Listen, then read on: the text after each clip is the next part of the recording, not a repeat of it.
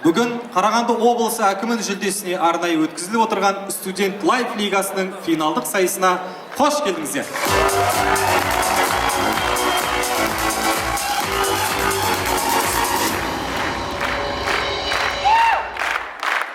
Төрт бөлімге бөлінген ойыннан 4 аймақтан іріктеліп шыққан үздік 15 топпен бүгін ойын көретін боласыздар. Жалпы Қарағанды облысында 53 колледж болса, соның 40-қа жуығы қазақ лигасындағы жайдарман сайыстарына қатысып, арасынан іріктеліп шыққан 15 топпен финалдық сайысты өткізетін боламыз. Ендеше дәл осы финалдық сайысқа өздерінің әділ қазылығын жүргізетін қазылар алқасымен таныс болыңыздар.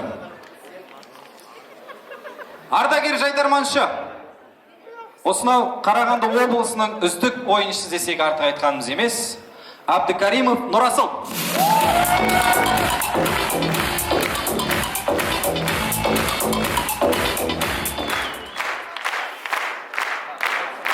Дәл осы Нұрасылға үздік ойыншы болуға көмек жасаған үздік капитан, ардагер жайдарманшы, болашақ VIP, Бегім Хантөре.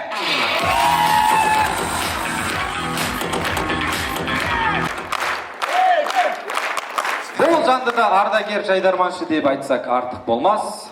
Бір уақытта Қарағанды құрамасындан намысымызды қорғап, тек қана Қазақстанға емес, қазіргі таңда әлемге танымал болып жүрген белгілі шоумен ардагер жайдарманшы Айбат Никулин.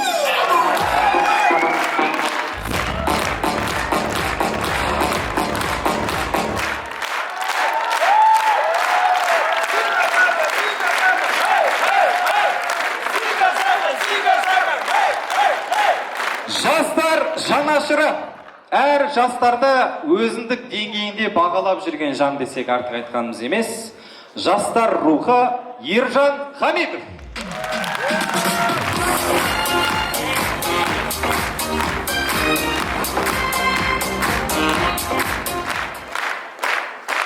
Жайдарман жанашыры, дәл осы қозғалыстың пайда болуына үлкен себебін тигізген Қазақстан КВН одағының вице-президенті Жомарт Әбіш.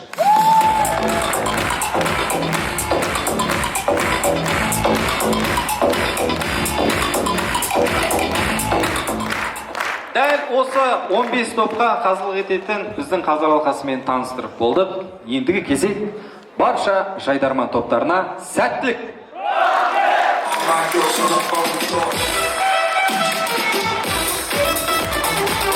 Ниетпен фотокраштар жайдарман тобын қабыл алыңыздар.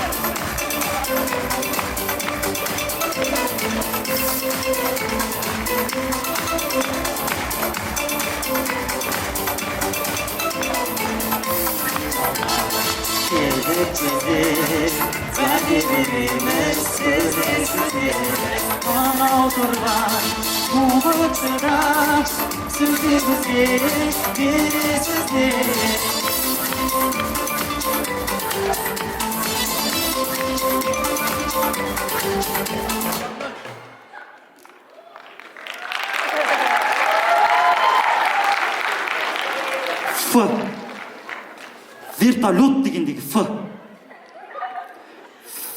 фотокраштар финал. Жігіттер фумен сөйлеп атсыңдар ма? Ернат, апа.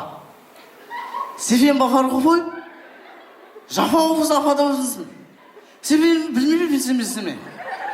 Сен бар ғой өте, андай КПФ-ын қапа әке-беке беліп, вапак запалда бақ шыспанты бір жүрбен. Үйімізден айыр. Тоқташ, не айтып атсың? Финал құтты болсын жігіттер. Қайырлы кеш, дүдію!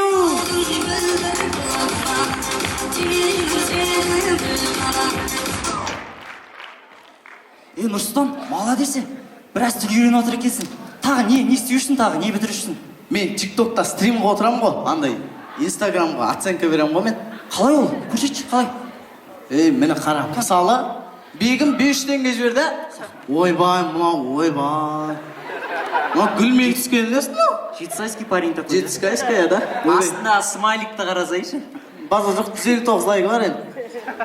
Нормально, пойдет. Бірақ фотосы Күліп тұр екен, ал подписчигімен бірде ғой. Мынау футболист екен, оказывается. Престі қарасай, пресс. Ойбай. бақытты болу өзіңнің қолыңда дейді ше. Ой, мама калькулятормен сөйлеген ма, брат, деген. Саяхат дей ма? Ойбай. Мен бүйтіп атыр ма, не істеп? В общем, мына аккаунт удалить ету керек жігіттер. Саған билігін ұнайды, вайп бил. Сені көптен алсын бұл хайп бил. Осының бәріне демеші әттең. Мен сөзімін алай жүрсіңе кайп бил. Осы кесің 24 жет. Сонымен достар, көреміз, әрбір колледж бен мектепте осындай үлкен ағай ұстаздар болады.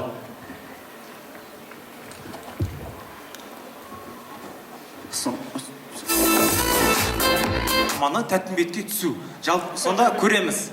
Тәттімбетке түсе алмай қалған қыздың әні.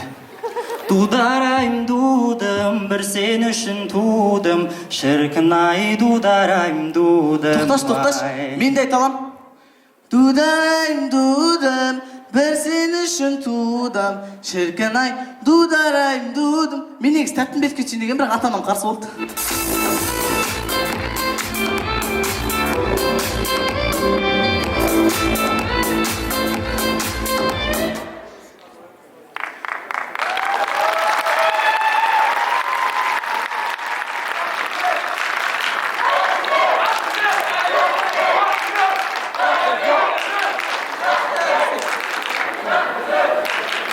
Рахмет. Құрметті әділқазылар алқасы. Бүгін бізге кубок бермесеңіздер, біз ренжиміз. Боқтау ола ма жігіттер? Жоқ, болмайды. Онда жаман ренжиміз. Сіздермен болған фотокрашта Жайдарман тобы. Рахмет. Happy birthday to you.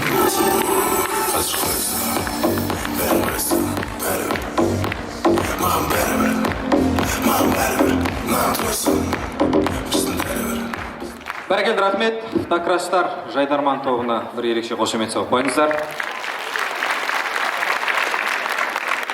Әрмен қарай, Әбілқас Сағынтаев атындағы Қарағанды техникалық университетінің инновациялар технологиялар колледжі Кейттің балалары Жайдарман тобы.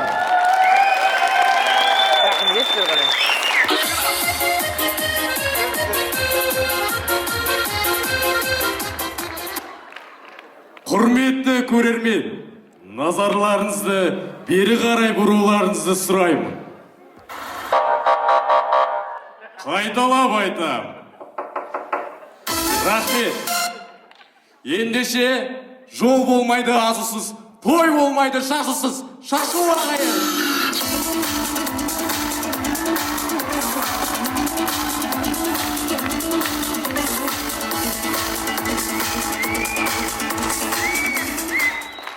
Онда құдаларымыз төрде отырса, қонақтарымыз қасында отырса, той иелерін ортаға шақырайық.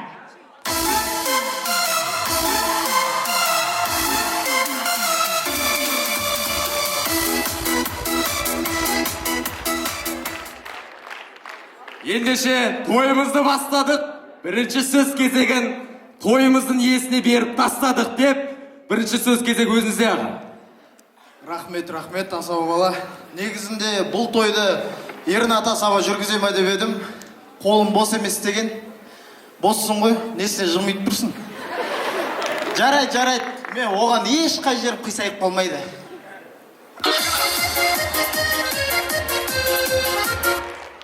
Рахмет аға, көңіл күйіңіз түспесін. Мен оланда сіздерге бір анекдот айтып берейін. Бір күні бір ішіп алған екі жылан бір-бірімен сүйісіп оған қалып дейді. Жарайды. Одан да мен бүгінгі тойымыздың себепкерін шақырайын. Сұлу да сымбатты, сабырлы да салмақты, салмақты да салмақты Перизат қарындасым шақырайын.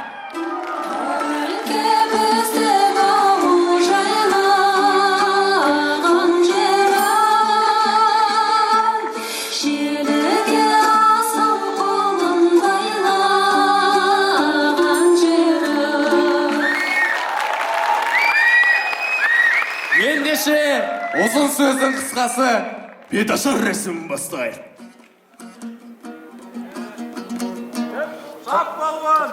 Тойдан тойға шуақ шашып бар әлемге Никулин ағамызға бір сәлем. Жайдарман деп шырылдайтын бір ағам бар, Ернатқа да иіліп тұрып бір сәлем. Перизат, негіз сәлемді өзің бересің. Берер балын аямай беріп жатқан қазылар алқасына да бір сәлем. Сосын, бегінге де бір сәлем бере салшы. Тоқтандаш, не каждыйыңа бір-бірлеп сәлем салам ба? Общий салам!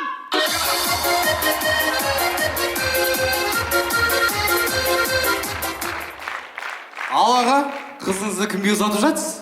Қызымды чемпиондыққа ұзатып жатырмын. Чемпиондыққа? Иә. Рас айтып тұрсыз ба? Ойбай, рас айтамын. Бірінші рет көріп тұрмын чемпиондыққа қызым берген. Ал енді ағайын күлмеңіздер. Пайғамбарда күйеу баласын сыйлаған, күйеу баласы чемпиондық екен қайдан білейін. Ал енді Перизатжан чемпиондық екен кубокты металлоломға өткізер жүрмендер. Бұл өмірде ең жақсысы адал дейді. Тойлардың ең жақсысы халал дейді.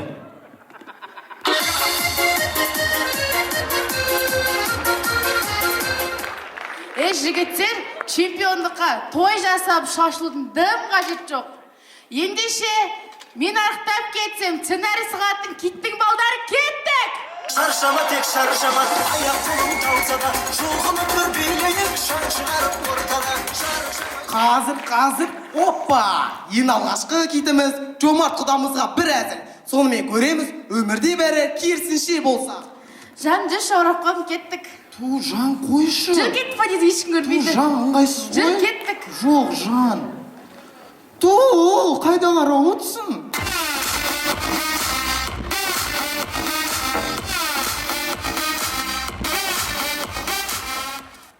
Міне, ал келесі кит Никулин құдамызға түсіпті. Сонымен тамашалаймыз, Бекежан ақ көңіл болса. Төлеген, қаш, адам сені.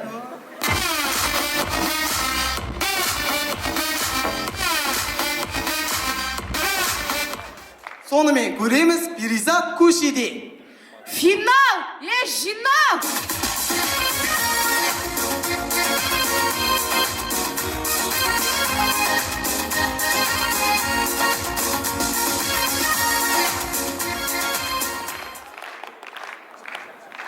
Түсінбедім. Не ойнап жатсыңдар? Не ойын жоқ, не шоу жоқ. Қыздар, біз әзір айта алмайтын адамдарды қалай айтамыз? Әрине, киттің балдары. Опа! Сіздермен болған киттің балалары. Рахмет.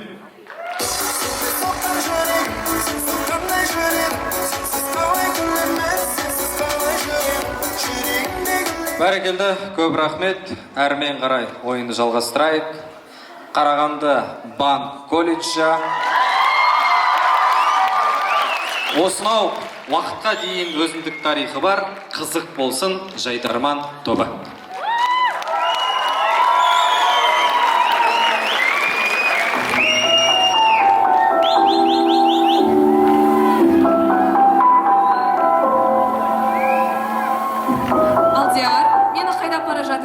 Мен сені финалға апарамын, залды бүгін қопарамын. Let's go!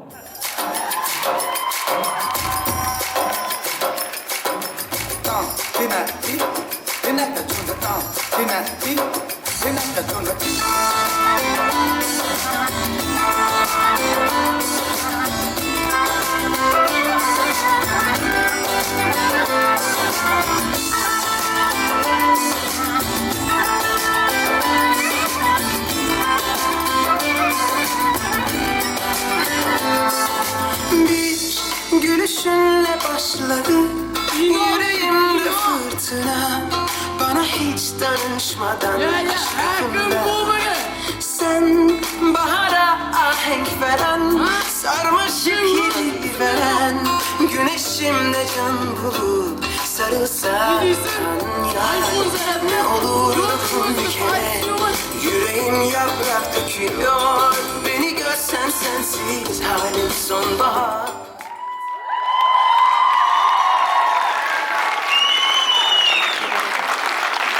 Кеңгір емес ми чигара, кеңми емес ми. Кешар Қарағанды! Dokunur yakınlarına, dokunur dudaklarına. жігіттер, финал, маңызды ойын.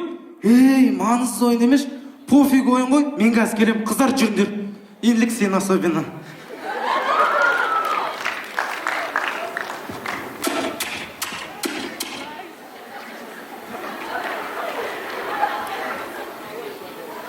Ей, сен не істей келдің? Мен деп келдім.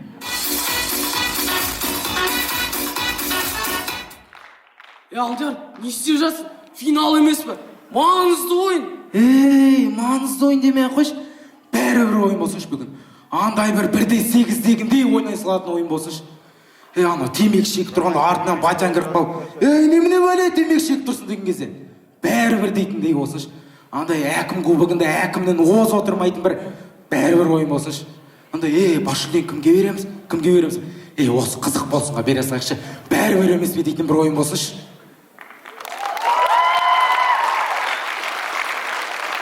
В общем, нұр үстіне нұр, пофиг үстіне пофиг ойын болсын.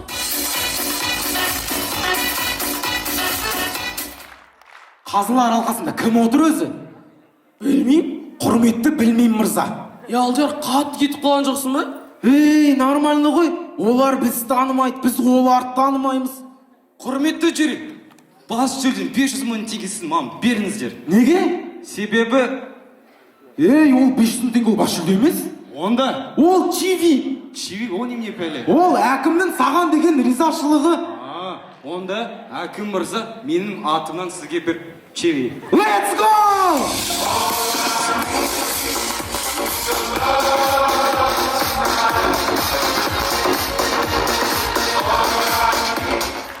Сонымен көреміз, өз қызына қатты сүйетін жігіт.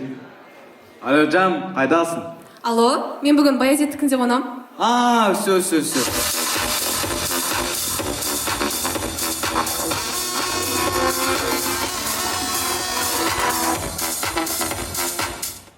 Сонымен тойда әрдайым ұйықтататын асаба стрелкада. Ұйықтата менге анан.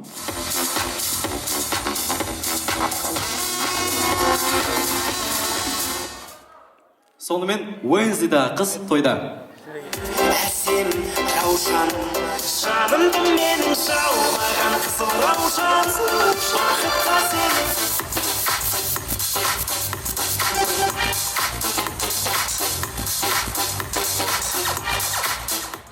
Достар, бәріміз білеміз, Шыңғысхан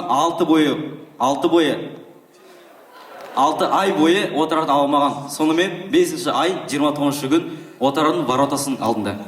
Что-то еще пысып кетті. Ютубта алып жазшы. Как открыть ворота без ключей деші?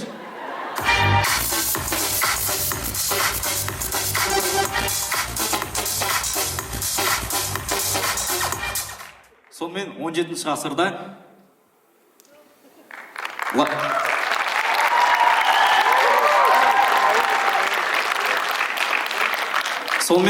ғасырда лайфхак көріп отырған батырлар.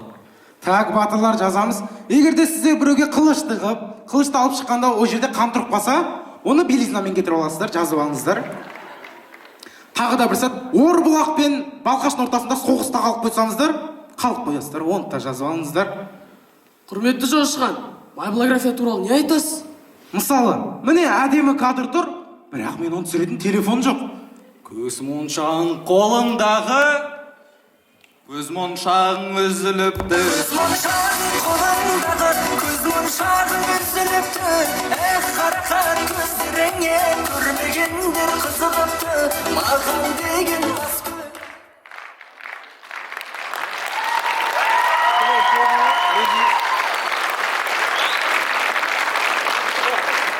Құрметті достар, барлығы бізді бас жүлде 500 мың теңге үшін ойнайды деп ойлайды. Біз олай ойнамаймыз. Неге деп сұрайсыздар ма? Сұрамайсыздар ма? Және біз аяқтаймыз. Сарымыз, Бақыскидамыз барымыз. Рахмет, КБК! Жұмағың мен болам, жүрекпен тең болам, сені сүйгім үшін құшақты кең қылам бәріңнен ең қылам жаныма ең қылам. Бәрекелді, қызық болсын Жайдарман тобына бір қошаметтеріңіз болсын. Қалай, көңіл күйлеріңіз жақсы ма? Әлі бастамасы, әлі де бірнеше топтар бар. Балқаш қаласынан арнайы бүгінгі ойынға келіп отырған Балқаш қаласының медициналық колледжі Қаламбыр Жайдарман тобы. Қарсы алыңыздар.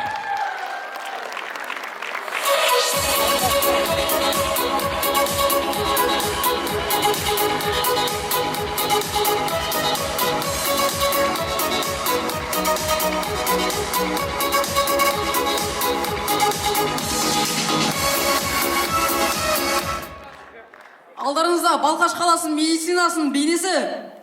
Тақырып қандай? Әдемі. Көріп тұрғандарыңыздай әдемілік деген біздер жатыр ғой.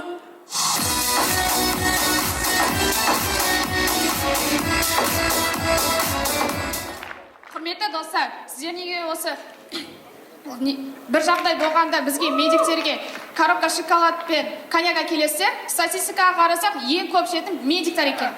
Осы неге бір жағдай шығып қалса, ақша алып келіп, мына адамның өмірі құтқарып қалшы деп айтасыздар, ол адамның өмірі біздің қолымызда тұрған дүние емес қой? Бізде медицинада ят деген ұғым жоқ. Біз жалпы медиктер моншадағы мачалық сияқтымыз. Неге десеңіздер, адамдардың барлық жерін көреміз ғой.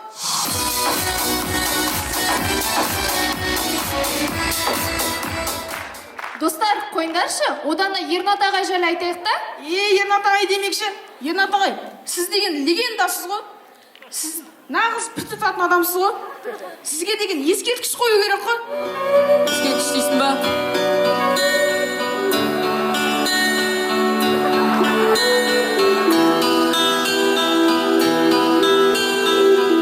Помним. Құмаш онда емес.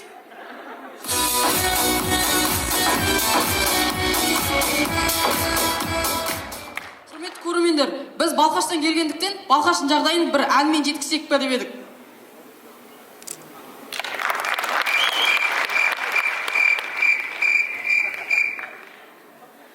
Бүгінгі ойында бірінші орынға 250 мың теңге береді екен. Немене, Балқаштың бюджетін тік жіберген ба?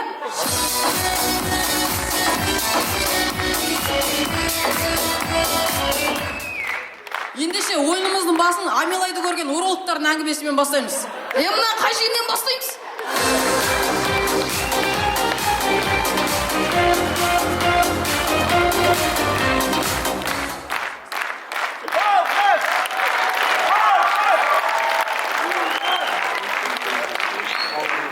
Құрметті достар, сонымен тамашалаймыз Дики Данияр Дарабоз роддомда.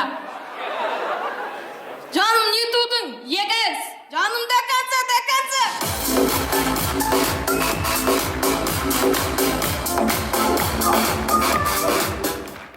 Сиыр мен наркоман бір жерде кездесіп қалса, қалай болады екен?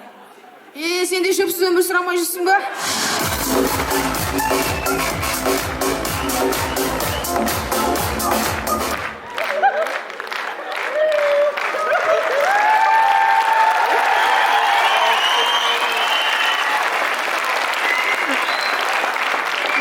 Сонымен тамашалаймыз UFC жауынгері Шахфат Рахманов шахмат ойнау үстінде.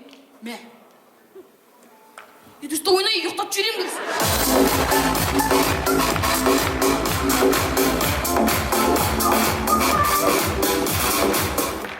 Бетке шыққан безеудің әңгімесі. Сығып жіберді.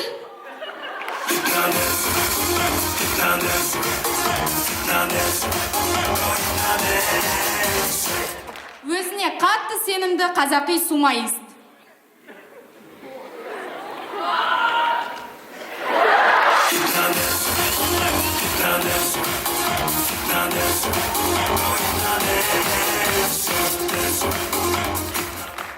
Өте ерке әкім. Исал жесен бекен.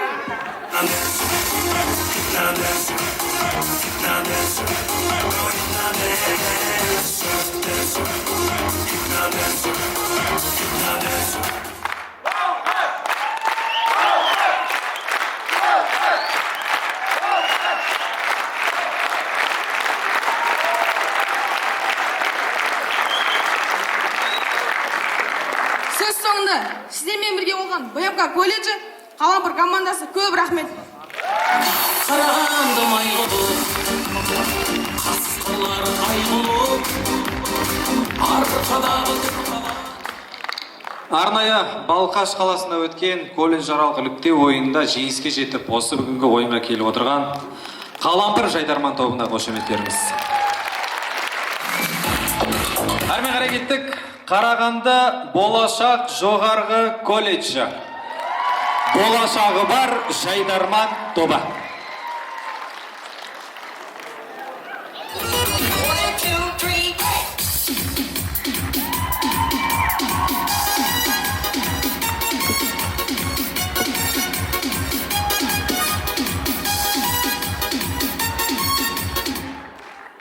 Қайырлы Абет, Қарағанды! Абет демекші? Абетке не жедіңдер? Ет по-французски.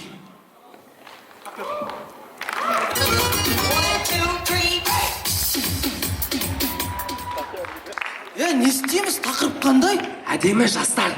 Онда бүгінгі тақырып біз туралы екен ғой, Бүгін финал, ақтық мәре. Біз бүгінгі финалға қатты дайындалып келдік. Дайындалып келгеніміз соншалықты бізде 4-ші состав бар.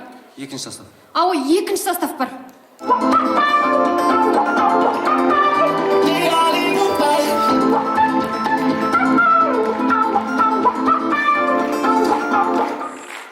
Сәлем бердік Жайдарман серқом. Бұл команда неге екке бөлін деп тұрған шығарсыздар? Кеше сөйлестік қой. Үй, қалай? Сұңғат айда үшеумізге бір бала алып еді ғой. Кім? Соска қайда, соска мұнда. Міне, мынау. Не істеді сендерге? Қарыш, былай болды тем мұны. Көрсетейікші мін.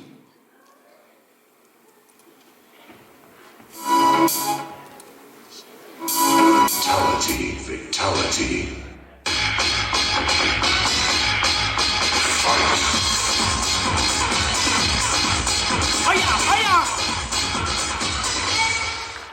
Осындай болды дема, короче. Тамақ демекші, кеше тапчан отырсам. Біреу тамақ деді, мане. Жаңа ғана фрикадельки деп өлең ойнады емес па? Ойбай, оқымаған, Mortal Kombat көрмеген, фрикадельки емес, фаталити деп айт. Сега деген білесің ба? Ол кім тағы? Шәуілдір, кеттік онда 2 билет.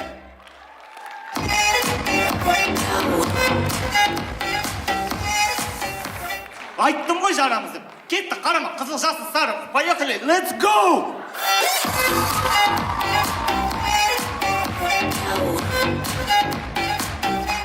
Сонымен достар, тамашалаймыз. Егер де қазақ хандығында біздің мүмкіндіктер болса.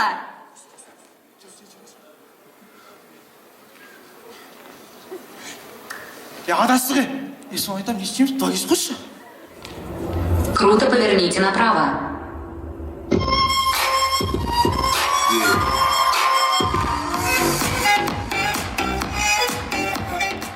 Құрметті көрермендер, назылдың төркін түсіндіңіздер ме? Түсінбесеңіздер, мен бұлай түсіндіріп берейін. Қысқасы 2 бала шығады, аттың даусымен. Содан кейін повернете направо дейді. Одан кейін оңға бұрылады. Қысқасы орыс әлер ғой.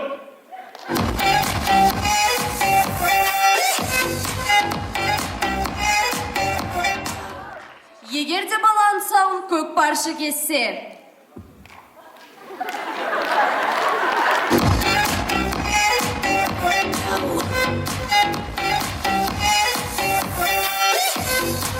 Сонымен достар, Асылхан не үшін шықтың? Приколдан қоя тұрыңдар, мен ұмытып кеттіңдер ғой мына жерде. Мен қалам осында. Қаласың? Иә, ойнаймын, қалам. Жақсы, қала бер.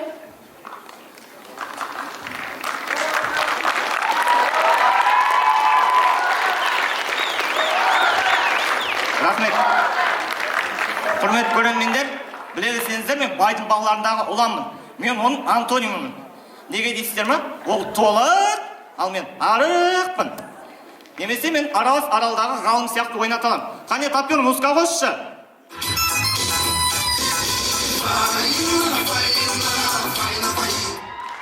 Сезімге бөленген ардайым. Бегім аға, сіз өте красавчысыз. Сіздердің 1-4 финалдарыңыз көрдім ойнағандарыңызды. Сол кездегі сөздеріңізбен аяқтағым келіп тұр. Сіздермен бірге болған Асылхан, жүректен жүрекке. Рахмет.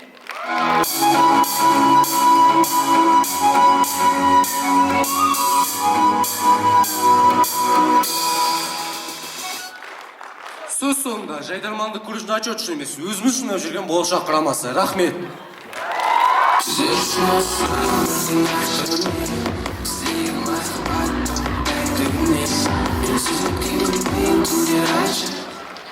Рахмет Қарағанды болашақ жоғары колледжінің жастарына. Әрмен қарай кеттік. Тағы да бізге қонақ аудан аралық өткен жайдарман ойындарында үздік болып танылған шет агротехникалық колледжі Агро жайдарман тобы.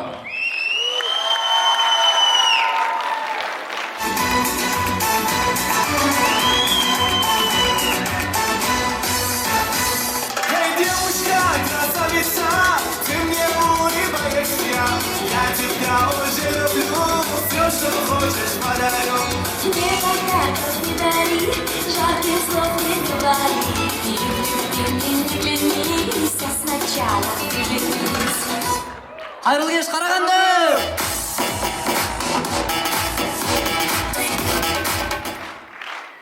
Біле білсеңіздер, біз шет агротехникалық колледжінің студенттеріміз. Колледжіміз жайлы бір-екі мәлімет. Біздің колледжде тегін тамақ, тегін жатақхана, 22.500 теңге стипендия.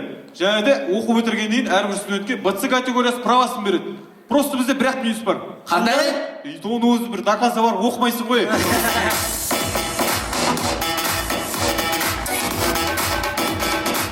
Я жігіттер, бүгін финал. Финал болғаннан кейін ешкім көрсетпеген затты көрсетуіміз керек. Көрсетейік, не істейміз? Бүгін Глебті сүндетке отырғызайық. Жігіттер, не қуып тұрсыңдар? Сүндетке отырмаймын. Ауырады ғой. Глеб, ештеңе ауырмайды ол. Ақшаны қарасын.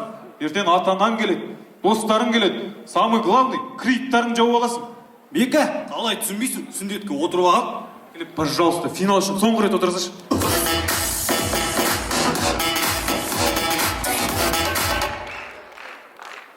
Я, достар, 2023 жыл орыс тілі болып жарияланған болатын. Неужели наконец-то разрешили русский язык? А то Чакинау на ките жатқы.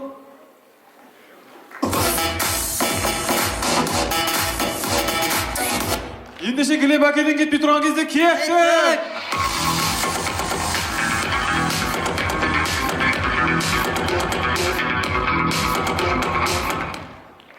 Біздің топтағы Глеб жігіт сұлтанына қатысы. Мен орыс мұндірілгем.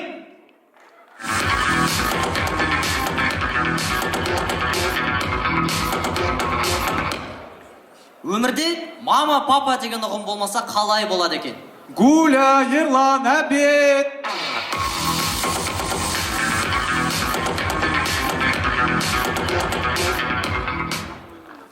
Біздің Глеб шіркеуде. Қабыл болсын, қабыл болсын.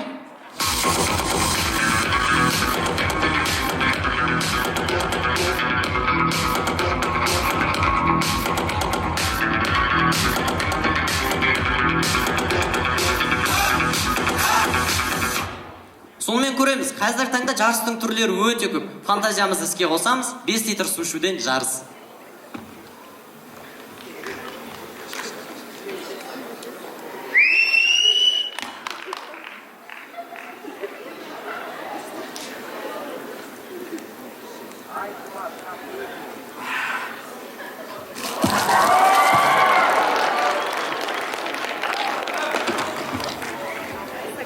Жігіттер, бір жорға не беріп отырыз? Бір горилла деген. Ал қатысушылар жарысты бастаймыз. Тоқташы. Наушы. Ол дайындық қой.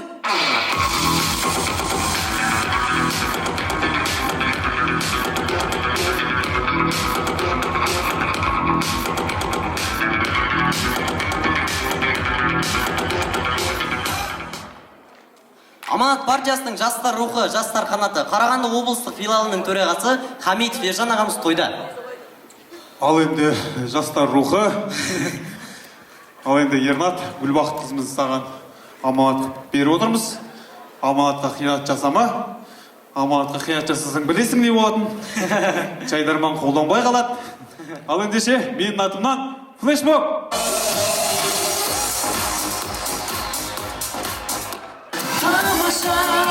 Бүгін менің көңіл күйім тамаша Бір бойыңа сенің биік жараса Кел қарындас кел билейік оңаша Тамаша Бүгін менің көңіл күйім тамаша Бір бойыңа сенің биік жараса Кел қарындас кел билейік оңаша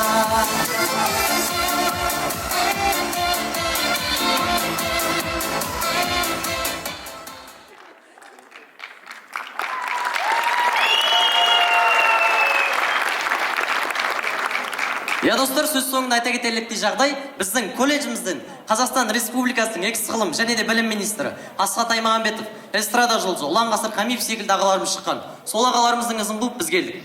Сіздермен бірге болған Шетаудан Агро жайдарман тобы. Рахмет. Восточные сказки, зачем ты не строишь глазки? Манишь, дурманишь, зовешь пойти с тобой. Гуманитарлық колледжі Тфа жайдарман тобы.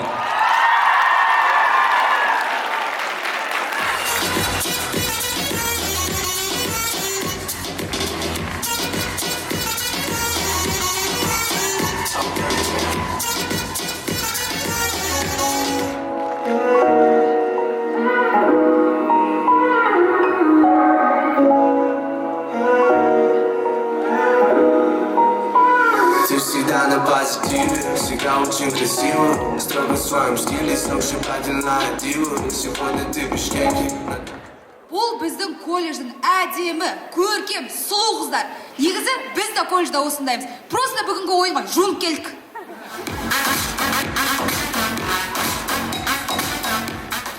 Жалпы бүгін бізді жеңіске жетелейтін бір адам шақырдым. Кімді?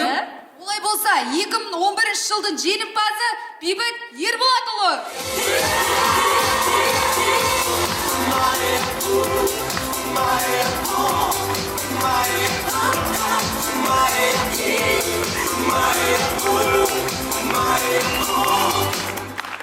Не батыр?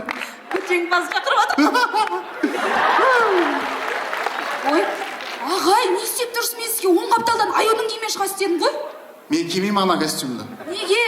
Қарны дәу ананың.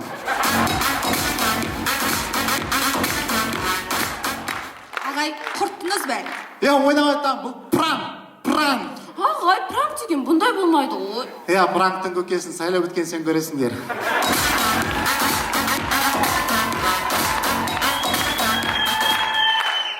Қойыңдаршы, мына кісіден не сұрайсыңдар? Бұл баяғыда ойнап кеткен адам ғой.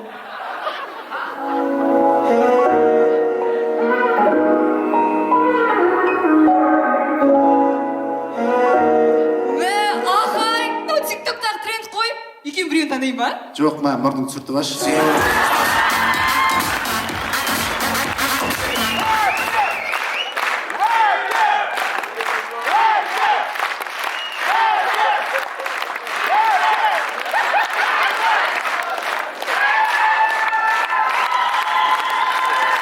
Ағай, өзіңізді барынша салмақты ұстанызшы дедім ғой, ана жерде қазылар алқасы отыр. Танитын шығарсыз?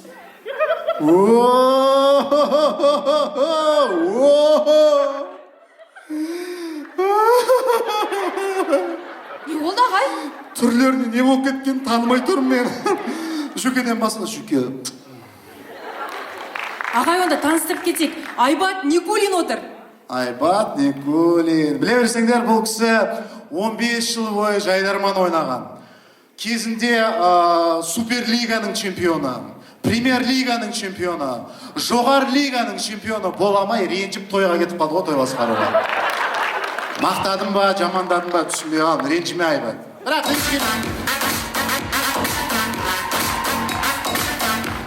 ренжісең ренжи бер, маған не істейсің, тойымды өткізбей қоясың ба?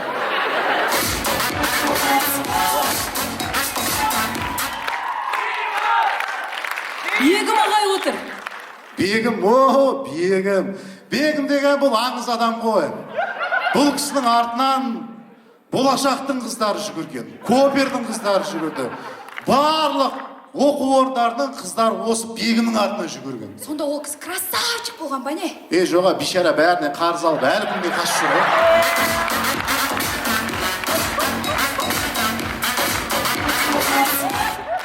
Жүргізушіміз Ернат ағай.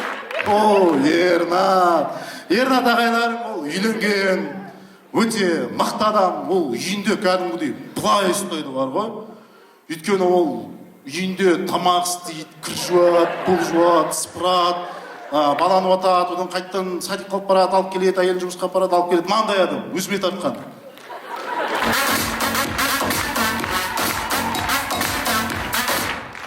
Қазылар алқасында Нұрасыл ағамыз отыр. Ой, енді қазір келесі одан кейін мынаны айтақ, келесі адамды айтақ, сосын көрермендер көшек. Әрқайсының тарихын айтып тұрайын енді сендерге. Жетіспеген сол. Болды. Дайындықтарың жақсы ма? Қалай өзі? Бар ма? Я, жақсы.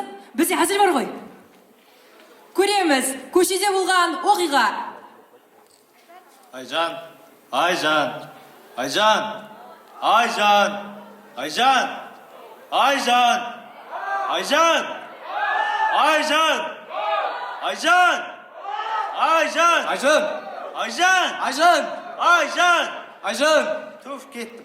Айжан, Айжик, Айжан, Айжан. Той, не болды? Братан, братан.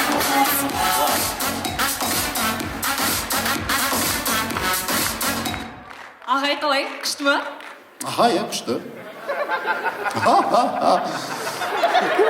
Кәдімгі қазы алқасы мәз, бесеуде сендерге кубок береді, бесеуде құттықтап жатыр сендерді. Керемет әзіл. Я, күшті емес па? Кубокпен бірге ақшалай сыйлық ұтып ба? Қайдағы ақшалай сыйлық? Дұрыс қой, бүгінгі жеңімпаздарға қазылар алқасы ақшалай сыйлық береді. Жөке, 2011-де сонда бізге құр кубок бере салдыңыз. Қазір сонда ақшалай сыйлық. Посмотри мне в глаза. Не смотрю, видишь боль на слеза. Промолчу, причини мне боль. Ты предал нас, ты проиграл свою роль. Ну-ка, послушай меня. Не хочу. Зачем ты кого-то нашла? Жаль, мы теперь чужие. Жаль, просто разлуч. Жөке, сізден бұндайды күтпедім мен шынымды айтсам. Ағай, мен сізге бірдеңе айтайыншы. Айтшы. Сіз қатты демалмаңызшы. Неге? Костюміңіз ағытылып кетіп, біреудің көзін шығарады.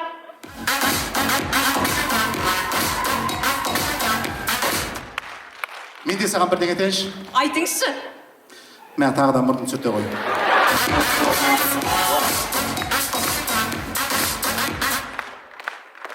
Жалпы біз Жайдарманға келдік, қарадық, көрдік, сендердің дайындықтарың ұнады. Жалпы чемпиондыққа лайық командасында деп айтуға болады. Ағай, осы неге көп жайдарманшылар жайдарманнан кетеді, сосын келеді Николиннан басқасы. Өйткені Жайдарман біз үшін Айнұр Тұрсынбаева тұрғанда өте ыстық, қымбат. Біз Жайдарманды жақсы көреміз. Сондықтан да біз Жайдарманды таңдаймыз. Ал шын мәнісіне келетін болсақ, Жайдарман ол ана тілінің мәртебесін және жастардың еңсесін биік ұстайтын орда деуге болады. Жайдарман, біз сені сүйеміз.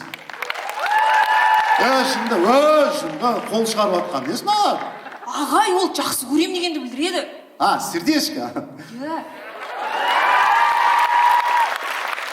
Рахмет, сіздермен болған Тфа командасы және біздің ағай Бейбіт Ерболатұлы. Және Қазақстан КВН одағының чемпионы Назар Аудар Жайдарман тобының атақты ойыншысы Ақболат Өтебаев. Бүгін ойынға келе алмады, сондықтан біз осы аюды шақырдық. Рахмет.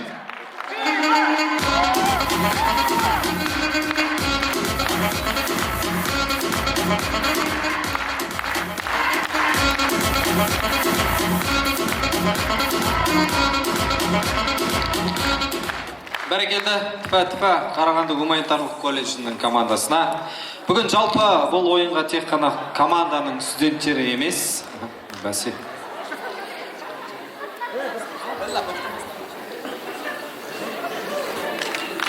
Тағанса жігіттер. Бүгін тек қана студенттер ғана емес, және де сол оқу орындарының ұстаздары да ойнайтын болады. Біздің оқу орнынан түлеп шыққан, керемет жайдарманшы болған Бейбіт Ерболатұлына бір ерекше қосып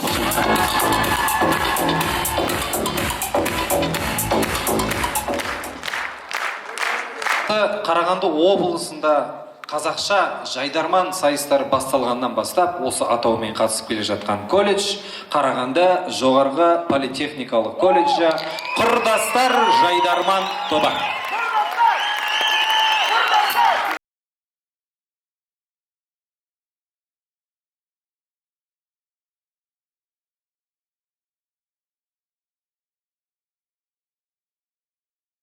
Алейкум Қарағанды! Финал! Осы Қарағандыда не жаңалық болып жатыр қазір? Қарағандыда бір бәлелер шығыпты. Анау кім еді? Зинедин Зидан. Жоқ, анау Лада Зидан. Жоқ. Анау кім еді? Редан. Редан демекші, соның расшифровкасы қалай? Оның расшифровкасы былай ғой міне. Ре деген сөз, Рекс деген ит бар ғой. Сондай ғой. Дан деген Данияр, Деки, Дарабоз. Ұқсасы бар екен. Екеуі де хищник қой. Жігіттер, Редан дегенің есіме түсіп жатыр бар ғой. Алдында тайырда келе жатпайын ба? Содан? Тайырда келе жатсам біреулер келеді да, тегін шаша береміз дейді ғой маған. Сосын? Келем да екі жағымды шашымды алып жатыр да, айтады маған біреу келіп апшы. Шашын тағар басып аламыз, бір мамиктің пусигі боласың дейді ғой. Миллиондап ақша несек толтырып берем деп жатыр. Выглядит как маме, светимся в этом клабе, я ведь всегда шикарна. Қасым, мамигіңмен не істедің? Мамигім бар емес о, алдым да, мен мамигім Бегмаға үшеуміз Эфейтиға барамыз о. Сосын? Бегмаған кіргізі қойды ғой. Олай болса, алдарыңызда 4 тіл білетін құрдастар құрамасы. Поехали, let's go, кеттік, кетуәрге!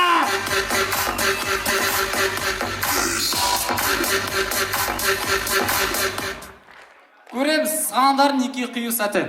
Ал енді қарындасы мәхірге не сұрайсың? Көп жүзсенге.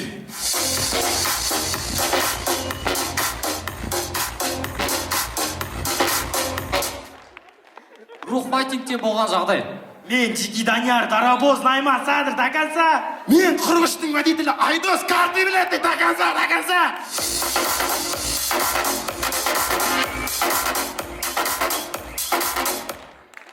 Ерігіп жүрген аю.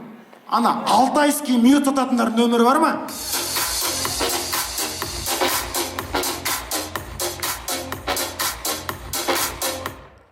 Ит саған көшеде.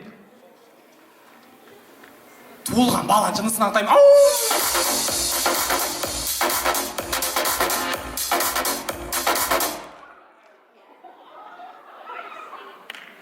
Көреміз барлығымыз білетін тайырдағы манекен.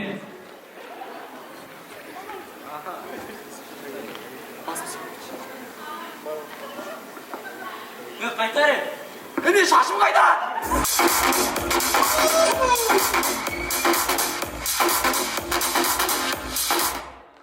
Көреміз барлығымыз танитын Амелай үйренті. Соның тойын басқарып тұрған Николин. Ал құрметті ағайындар мынау. Нағыз еркекпін дегендер оң қолын көтерсіш.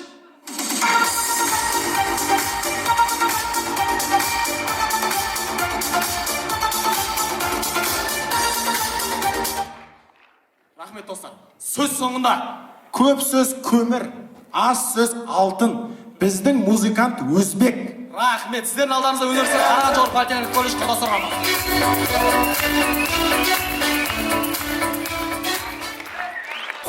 Әрмен қарай кеттік. Теміртау қаласына келген қонақтарымыз.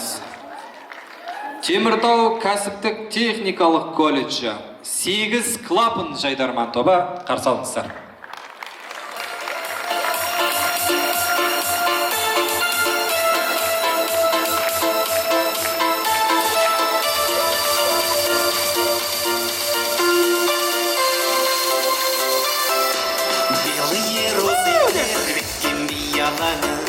Жатуын сүйген ол гүлдер қияланы, ал мен сүйген аруым қызыл раушан, гүлім әсем раушан. Жанымды мердім раушан. Не болды? Бізде жайдарман, мұнда көрермендер жатыр. Бізде жайдармандамыз ба? Я жайдарман. Ассалаумағалейкум байтағелім ғұламдары.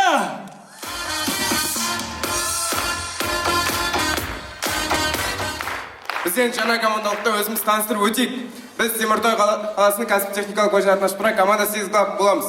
8 клуб деп қоюымыздың себебі біздің мамандық автомеханик болғандықтан 8 клуб деп қойдық. Өте дұрыс. Біз басында өз 8 бала жиналып, мамандығымыз автомеханик болған 8 клубын деп қойғанбыз. Тым жақсы отырған жұртты мына қыз кеп құртты.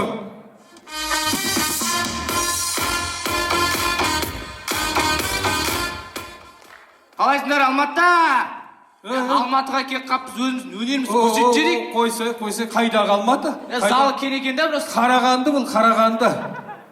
Құрметті көрермендер, құрметті әділқазылар, кешіресіздер еді, мына кеше біздің Теміртауда жайдарман болып өтті. Сол жайдарманнан Бегім інілеріміз бен Ернат інілеріміз барып, біздің мына балдарымыз сахнаға бірінші кемеңге шығып жатқан соң, бұларды қолдап, қуаттап, бірінші орынды беріп, содан бері қоймайды. Ағай, Алматыға барамыз. Ағай, Астанаға барамыз. Ағай, біз залды жарамыз. Ал жар, көрсет өнеріңді енді. Көрейік өнерлеріңді. Ал, көрсетшкен. Біздің балалар өнерлі ғой, қасқасы. Қарап тұрыңызшы. Ал, көреміз ал өнерлеріңді көрейік. Another banger, baby, calm down, calm down. Yo, this your body, put in my heart for lockdown, oh lockdown. Yo, you sweet life, phantom, phantom. Қазіргі жастарға таңғалам. Мен не мынау? Мынау не? Өнер ме осы? Біз осымен сахнаға шығуға бола ма? Өнер ме осы? Сайда бұл жастардың тренді ғой, қазір TikTokта хит қой бұл. Ағай, бұл қазір заманауи билер ғой. Сендердің заманауи билерің осындай ма? Ай, қайдан білейін.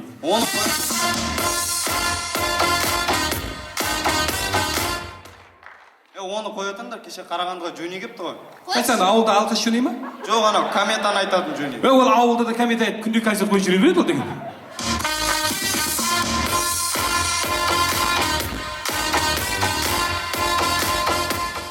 Бүгінгі тақырып қандай? Әдемі жастар. Әдемі дегенде көздері елестейді. Әдемі дегенде қараш. Әдемі. Келіншектер, басында орамалдар бар. Әдемі. Ағай. Қайдағы келіншектер қойса сұлу қыздар отыр ғой мұнда. Қатпашы.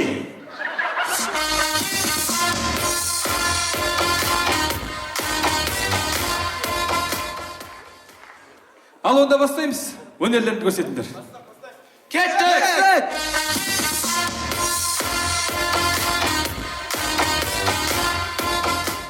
Сонымен көреміз, Еркес Мақан үйінде болған жағдай. Балам бергерші. Ау, мама. Ой, Райым, сен емес, баланы шақырдым ғой.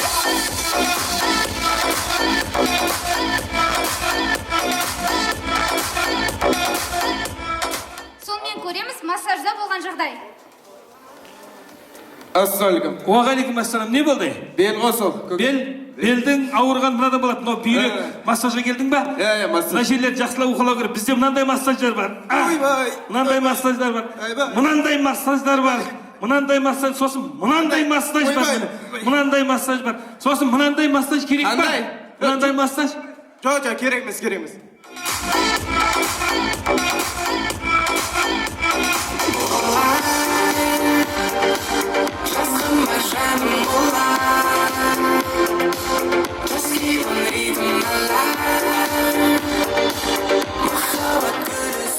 Сіздермен бірге болған Теміртау қаласынан кеп тұрған Теміртау кәсіп техникалық колледжін атынан шығып тұрған команда 8 клапын.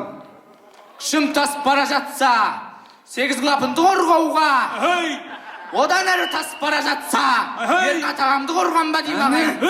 Одан әрі тасып бара жатса, жайдарман қауым қорғайын ба дейм ағайын. Болды, күшің таса бермейтін шығар, сен күшің таса бермейтін шығар. Әсерпаз болма әрнеге, өнерпаз болды арқалан.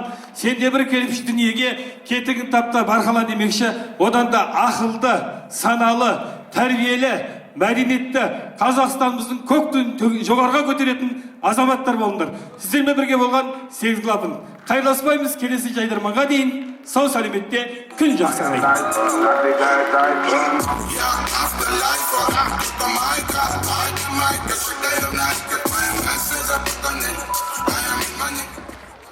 Теміртау кәсіптік техникалық колледжінің 8 клапын жайдарман тобына бір ерекше қошеметтеріңіз. Әрмен қарай жалғастырамыз. Қарағанды технология және сервис колледжі. Керемет жайдарман тобы. Қарсы алыңыздар.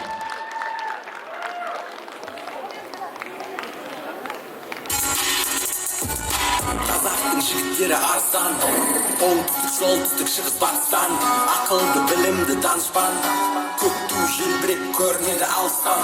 Сай келетін сай болып өзіне, ере берме әркімнің сөзіне, төрт дөңгелек барады дөңгелек, қара тұлпар жеткізбей өзіне. Сай келетін Такс маусымашар, есікті жаптым, 1-8, светті өшірдім, өтекті суырдым, 1-4, финал. Жігіттер, финал! Бүгінгі біздің қарсыластарымыз кім? Болашағы бар, қызық болсын, фотокраштар, тфай, авангард. Айтеке би, Төле би, Шыңғысхан, Алғызбайға. Біз бүкіл әлемге қарсы екенбіз ғой? Қайырлы кеш, Қарағанды!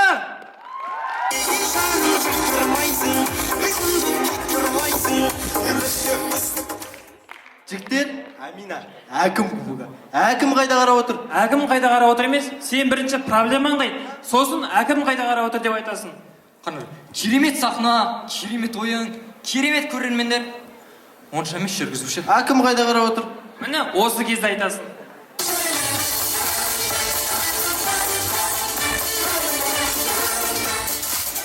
Жігіттер, мен кітап алдым ғой. Қандай кітап алдың сен? Әліппе деген. Оны айтасың сен? Әліппені нақты барлығы оқытқан жоқ па? Қойш. Я, әліппені мен мысалы бірінші класста мектепте жүргенде оқытқан. Бірінші класс нес? Мен оны Малибойда оқып тастағам. Ойнап айтам, мен оны бесікте жатқанда оқытадым ғой. Бесік нес, мен маманың ішінде жатқанда оқытағам мен оны. Бесік нес, мен деген ол... Тоқта. Маманың ішіне асып қайда барасың?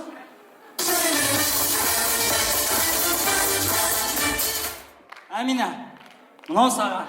Бұл не? Бұл чиви. Чиви деген не? Чиви деген... Көрерменнің саған деген ризашылығы.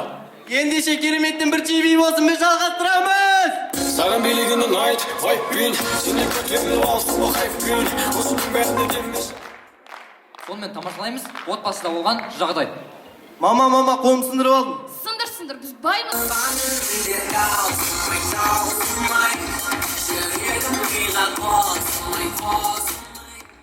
Біз барлығымыз ойлаймыз, музыка сабағы мектепте осылай өтеді. Арман, сабақ айтшы. Апай, мен дайын емеспін. Отыр, саған 2. Ешін 2. Өйткені сен дайын емессің. Азамат, сабақ айтшы.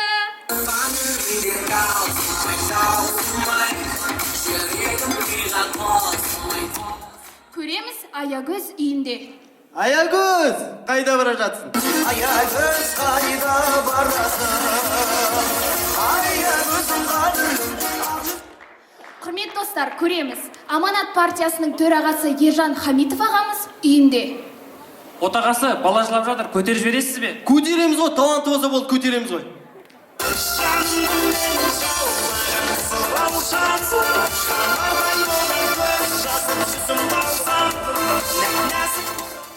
Құрметті достар, сөз соңында Бауыржан Момышұлы ағамыздың керемет бір сөзі бар. Мен 3 нәрседен қорқамын. Біріншісі, баласына бесік жырын айтпаған анадан. Екіншісі, немересіне ертегі айтпаған әжеден. Үшіншісі, кубокты кереметке бермеген әділ қаздан. Сіздермен бірге болған Қарағанды технология және сервис колледжі керемет жайдарман тобы. Рахмет!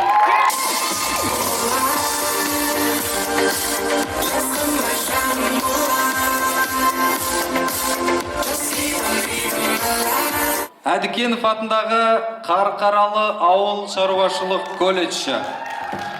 Дәл осы сахнада Қарқаралы жастары. Қарқаралыда туады, бүкіл Қазақстанда көп батырлар туады. Мен де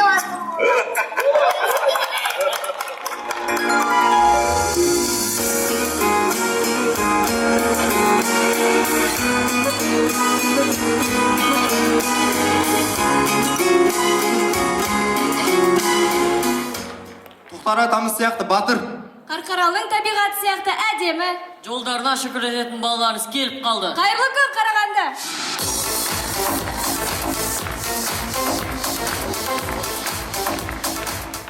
Жігіттер, менің бір арманым бар ше. Қандай арманы? Америкаға барып, американский горы канал всюде сырғанап келіп жүр ше. Ол американский горкан қайтесің?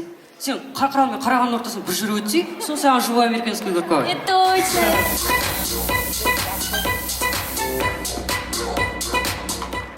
Бүгінгі ойынның тақырыбы әдемі жастар.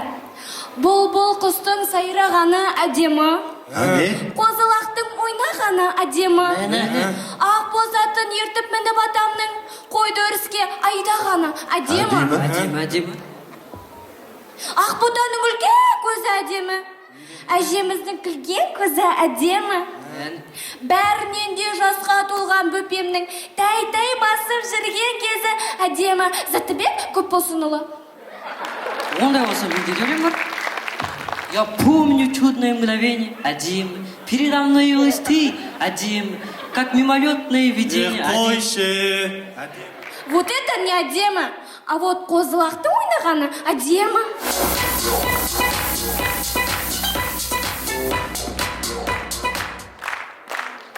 Аша, ты такая прикольная. Да ладно? Алым қанша? 250 мың теңге ашу. 250 мың демекші финал жайлы айтайық. Бүгінгі финалда бас жүлдеге 250 мың тігіліп жатыр екен. Ендеше менің болашақ жарымның қалымау үшін до конца.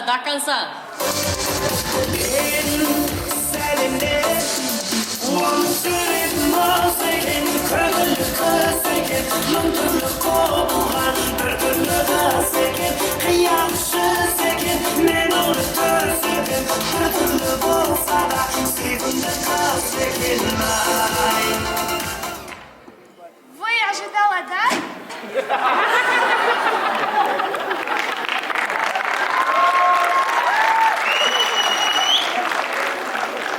22 наурыз сандықтың ішіндегі шапандар.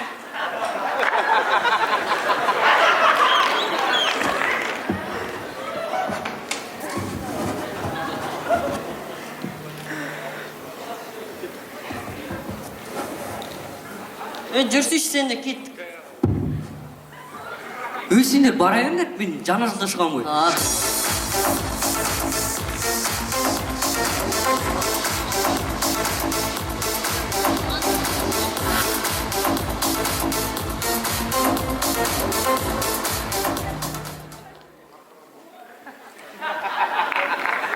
Қазіргі кезде уәде беретін адамдар көбейіп кетті. Сонымен уәде беретін адамдардың анонимдік клубы көреміз. Мен аты Мақсат. Ал, братан, Каспиға 5000 теңге беріп тұр. Қазір 1 сағаттан кейін айтырам.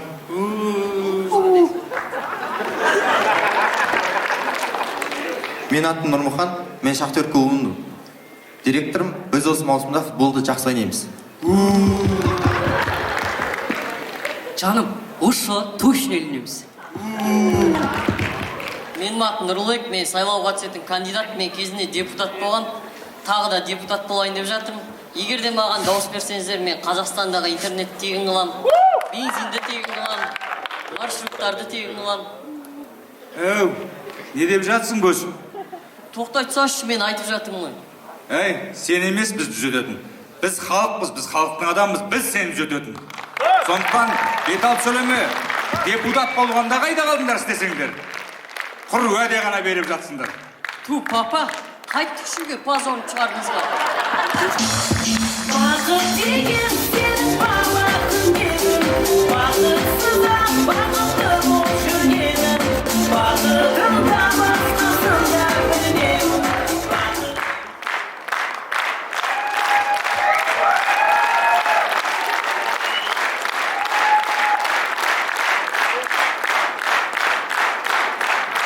Егер де бүгін біз жеңімпаз болып чемпион болып жатсақ, біз уәде береміз.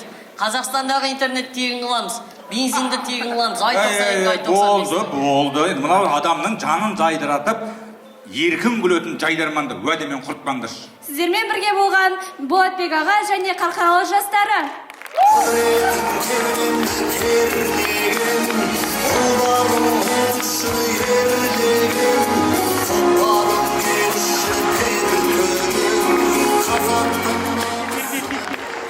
До конца сандықта дейсіз, бір қол соғып қошемет жасап қойып. Өте керемет, әрмен қарай жалғастырамыз. Қазіргі заманғы көп салалы колледжі СМК балалары қарсы алыңыздар.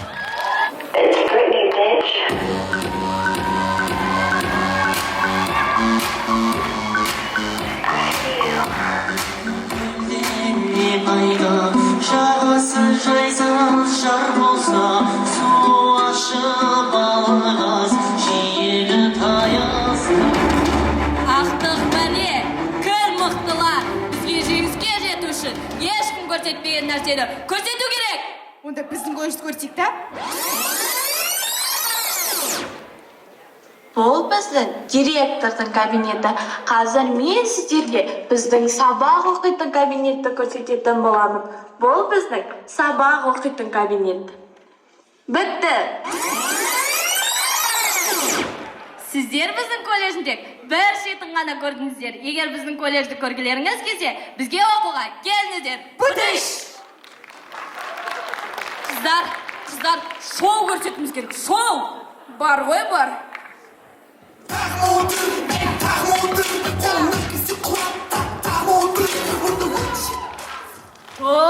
Шоуларын осы ма ешкім көрмеген? Ода тұрған не бар? Әкімдердің өздері орын ауыстырып шоу көрсетеді ғой. Әкімдердің жанында біздікі түк емес қой. Саған шыр жолданған, тарам күн жолдардан. Қыздар, басқа командадағы ұлдар сияқты кішкене деп ойнайықшы. Наурыз айы мерекеге тола емес пе? 1 наурыз алғыс айты күні. 8 наурыз халықаралық әйелдер мерекесі. 14 наурыз амал мерекесі. 22 наурыз ұлыстың ұлы күні. Қыздар, ондай болса алғыстарымызды айтайық та.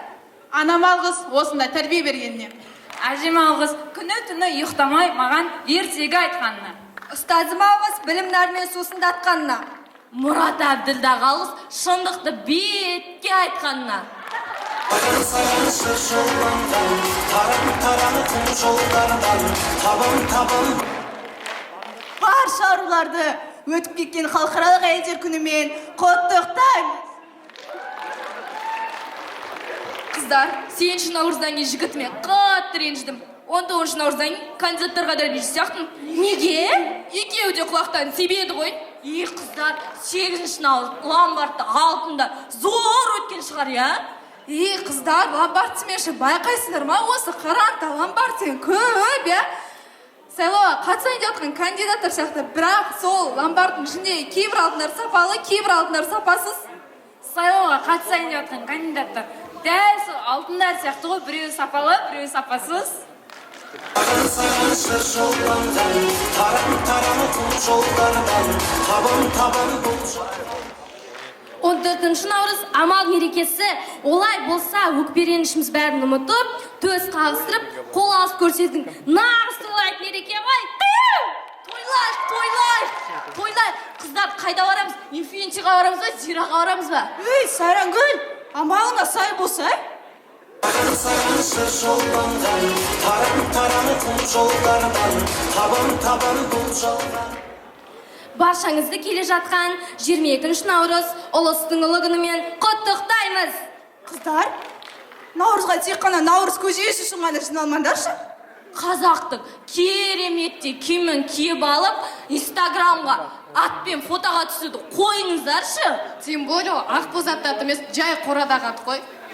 Құрметті қазақтар, орыс қыздарына қазақтың ұлттық киімін кигізуді қойыңыздаршы. Ато кигізудің бұрышына темекіні мөңкітіп тұрады ғой, киімнің құнын кетіріп. Еще анау сол іспен бәрі сандыққа кетеді. Саған шыр жолданған, тарам күн жолдардан. Табам бұл жолдан. Қыздар, мен тұрмысқа шықайын деп жатырмын. Сол тойды басқаратын маған тамада керек. Тамада дейсің бе? Қаздар алқаларында отыр ғой, барып келіс алсайшы. Қаз барып келісіп келейін онда.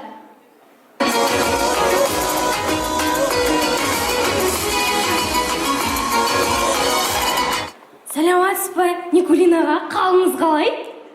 Жақсы. Ой, Никулин аға, 14 август күні боссыз ба? Я боспын. Менің тойын басқарып бере аласыз ба? Басқарып берейін. Да куда ты денешься? Қазір бір звонок звондап алайын, я? Алло, Жан, мен тойды басқаратын тамада тауып қойдым. Кім дейсің бе? Кім еді атыңыз? Никулин ғой, Никулин. Жоқ, өлі емес. Тірі Никулин ғой, тірі. Айбат Никулин ғой. Тоф, анау ше? Айнұр Тұрсынбаеваның тойын басқартқан международный тамада ғой? Я, дәл өзі. Я. Қанша дейсің бе? Қанша дейсің? Никулинаға? 2000 теңге, 2500 Доллар. 2000 теңге дейді ғой, 2000 теңге. 500 теңге диджейға береміз дейді. Все, келісе берейін ба? Келістік па, Никулинаға? Келістік. Қараңдар, фотоға түсіріп алыңдар. Екі сөз сөйлемейсіз ғой? Сөйлемеймін аха. Айтпақшы білесің, мен халал ғана жүргіземін ғой. Халал ма? Айбат аға боссыз ба? Ой, Бегім ағай боссыз ба?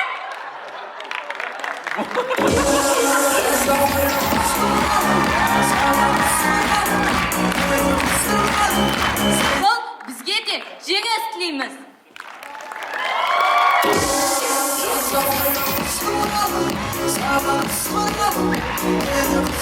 Қазақмыс корпорациясының политехникалық колледжі Авангард жайдармандауға қарсы алыңыздар.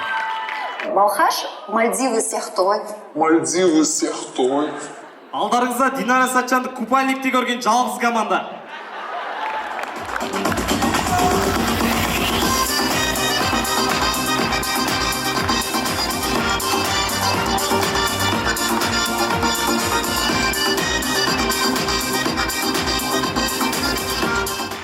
Ашу балқаштан кетпегенбіз ба? Неге? Мына жақта да көл болып отыр ғой. Ассалаумағалейкум.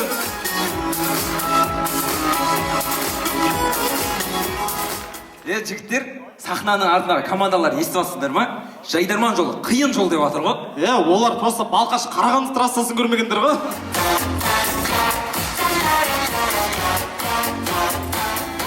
Жігіттер не? Жігіттер, келесі неге Балқаш туралы айтамыз. Актуален тема айтайық та. Осы 19 сайлау болады ғой, естідіңдер ма? Давай. Өз ойым соны 23-не ауыстырған дұрыс сияқты. Не өзгереді? Ораза ғой, әділ өте мәдеймін да.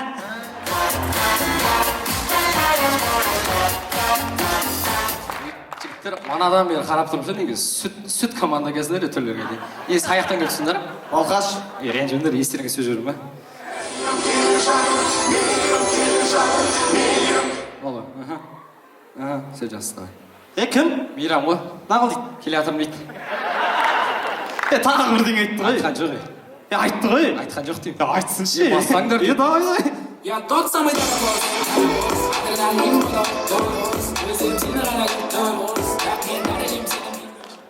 Бағана айтып өткеніміздей, Динара Сатчан Балқаш көлін Мальдивке теңеген болатын. Сонымен көреміз Балқаш көліндегі екі балық. Ойлаш, Мальдивы деп отыр ғой.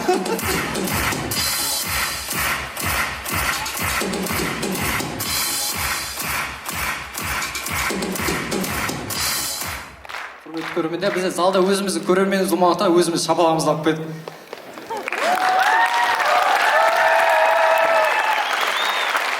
Рахмет. Сонымен көреміз, кейбіреудің сүйікті әншісі Қаракесектің концертінде болмайтын жағдай.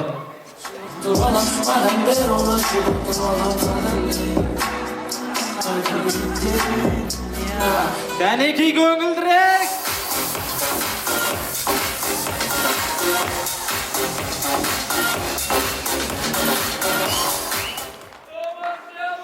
Сонымен көреміз, қарттар үйіндегі стендап. Мұнда 3 баласысы кеткендер бар ма?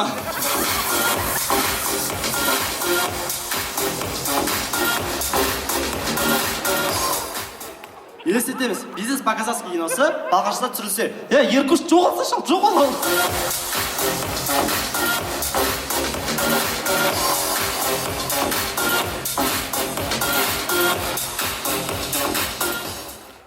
Бірақ музыкасы бар ауылдағы мерекелік кеш.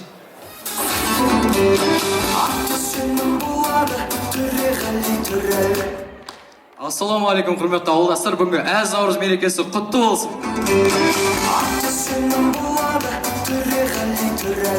Бүгінгі мерекелік кешіміздің алғаш сөзін ашып беретін ауылымыздың әкімі Саят Нұртөз.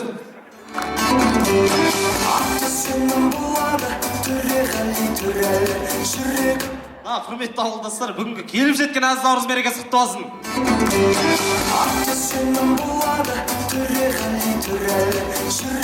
Құрметті ауылдастар, осы әз наурыз мерекесінде әр шаңыраққа бақыт, денсаулық, кешім сұраймын. Сотқа жүрген, алло? Да, кім? Мен қазір мероприятиеда ма? Сондай жүрмін, сосын болыш. кешірім сұраймын. Қазір ауылдастар кеш біткен соң ешқай тарқамаймыз. Дискотека оттай бір тамаша бір. жүрегімнің жартысын көрген жоқ.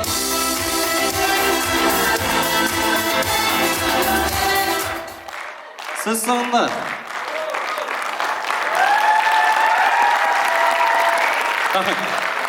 Сөз соңында. Құрметті әділқазылар, бүгін біз сыртта тұрған командаларға емес, көрермендерге қарсы ойнауға келдік. Алдарыңызда өнер көрсеткен Балқашын және өз колледжін жақсы көретін Балқаш Авангард құрамасы. Рахмет.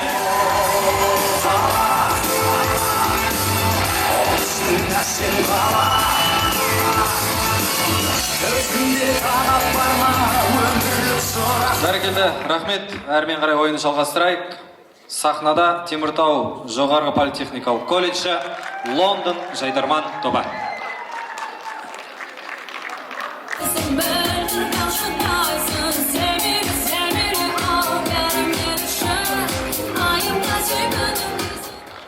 Здравствуй, столица, ты гордая птица, это Астана.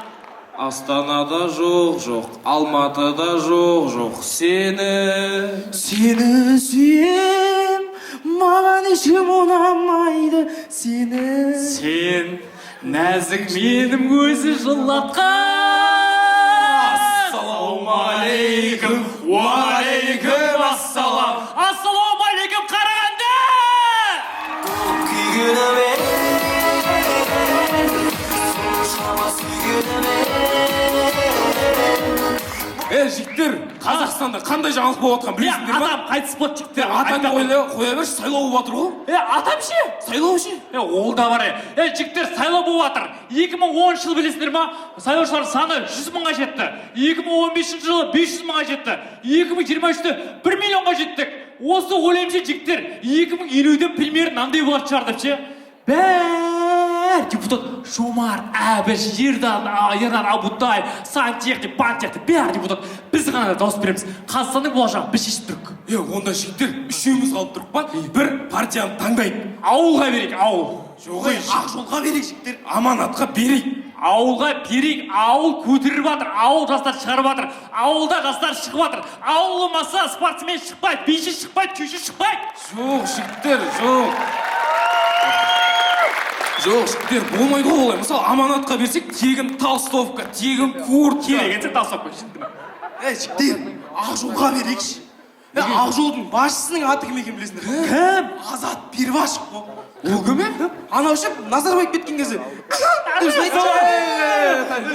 сол ғой бірген анау мынау емес Теміртауға келіп анау жиналысын Теміртаудағы миллион дейтін клубта өткізіпті ғой. Машина клуб па?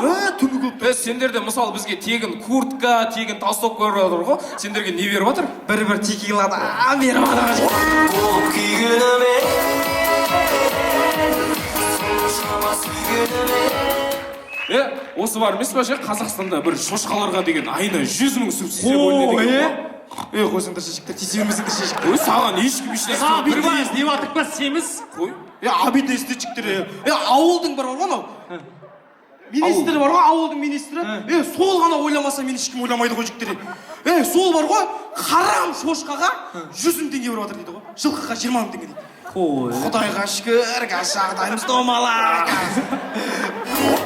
Күйгініме, соншама сүйгініме. Сонымен көрейік достар, бірінші прикол. Балалығы қалмаған киллер.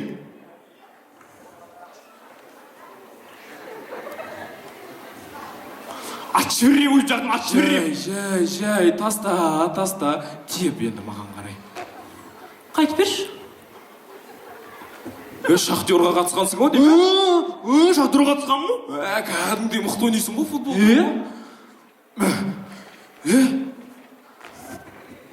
Месси? Ассалаумалейкум көке, қалайсыз, жақсы ба, амансыз ба, бәрі жақсы ба? Месси көке, осы бар емес пе, менің бір көкейімде жүрген бір сұрақ бар да ше, осындай сіз ана чемпионат мейрасында бір жүлдеге жеттіңіз ғой, соны қалай жеттіңіз? Политика, ол политика.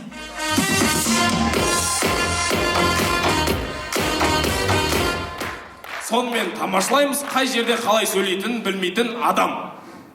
Қандай адам еді? жақсы адам еді, жақсы адам. Жақсы адамдар, жақсы адамдар, өмірге келген жақсы адамдар. Сонымен тамашалаймыз, абыройы бар бомбыш. Охо, ассалаумағалейкум, қалайсың? Қасым Жомарт не істеп жүрсің бе жатқа?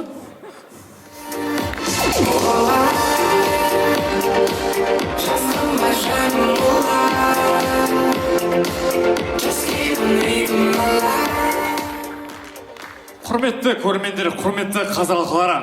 Бір қарайықшы маған, құрметті қазақ халқылары. Құрметті көрермендер, біздер шетелден келген бір ғана командамыз. Европадан келіп тұрған бір ғана команда. Егерде сіздер чемпионствоны Европа командасына бермесеңіздер, Европамен ауызбіршіліктеріңіз бұзылып кетуі мүмкін.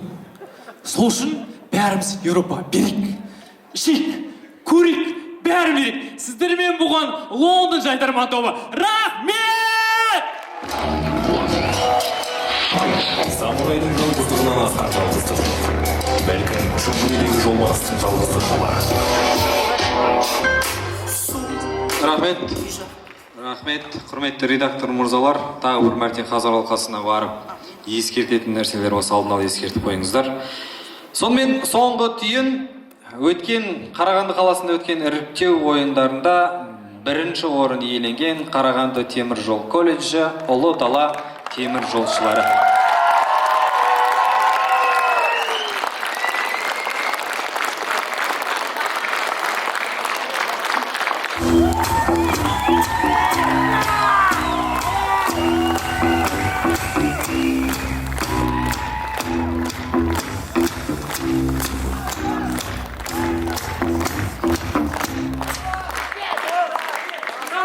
Иә. Бүгін барлық командалар шығып сахнаға неше түрлі айтты. Айтты.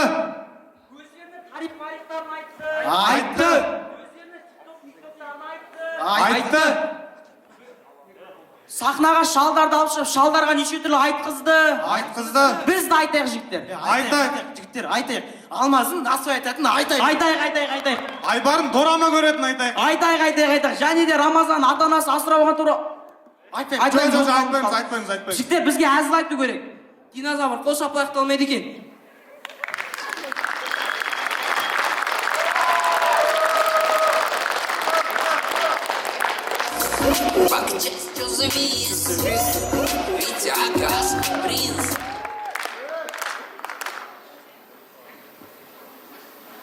Жайдарман инспекторы Сарыбаев Алихан. Жігіттер, сендер ма жаңа динозавр туралы әңгіме айтып жатқан, әзіл айтып жатқан? Біз. Жігіттер, жаңа оның құрдастар ойнап кетті ғой. Болмайды ғой жігіттер бұлай. Еще чемпионсыңдар, еще әзіл ұрлайсыңдар. Болмады ғой жігіттер. 18 бар ма жігіттер? Жоқ, 18 жоқ. Старшиларың қайда? Анаксы. Оппо, ереке попался дейсің ғой. Так, ұрланған әзіл үшін протокол 8200 теңге. Қачы, неге бір адам? 8200 теңге? Неге 8200 теңге? Солай? Қалай солай сон? Келісуге болады, бірақ біраз айтасың. Өтсе, онда 8200 теңге алып сен. Әзіл айту керек па? Әзіл айтасыз. Динозаврлар қол ұрмайды екен.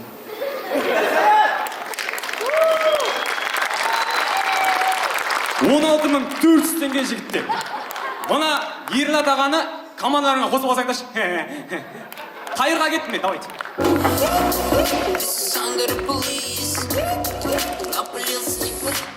Құрметті әділ қазылар алқасы, біз осы ойыннан алдыңғы ойындарда сіздерге темір жол жайлы барлық нәрсені айтып тастаған болатынбыз. Біз бүгін темір жол тақырыбынан ауытқып, ауқымды мәселелерді талқылаймыз деп шештік. Құрметті көрермендер, сіздер өздеріңізді баяғыдан бері алдап келе жатыр екенсіздер. Мысалы, еріншектер еліндегі Кесірбек Робби. Ол шын мәнінде ең жақсы адам. Просто ол бейшара жұмыстан шаршап келіп, телевизор көріп жатқысы келеді. Ал даладағы шуылдақ бейбелейтін балалар оны шаршап тұрған адамды одан сайын шаршатады. Келісіңіздерші көрермендер, сіздер де кішкентай кездеріңізде сол адамды жаман деп айттыңыздар ғой, бекер екен. Негізі қоғамға кесірі тиетін шуылдақтар екен ғой, шуылдақтар аз болсын, ағайын!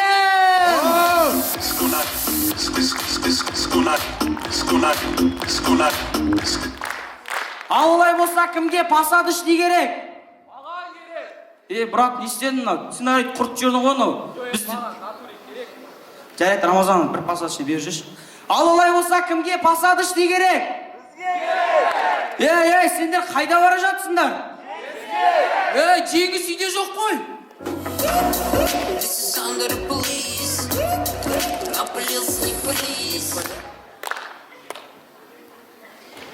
Жігіт, қайда кеттіңі? Блин, нәрешік тағы ұмытып кетіппін ғой. Жігіттер, тағы сендер ма? Өтпейтін әзіл айтып атқан. Жігіттер, болмады ғой. Еще халық шулатып атсыңдар. Примерно әне жерде бір 50 шақты адам болады шығар. Так, 150 плюс жаңағы әзілдердің бәрі 50. Так, Ернат, братан, сіз кіріп тұрсыз ғой қараға.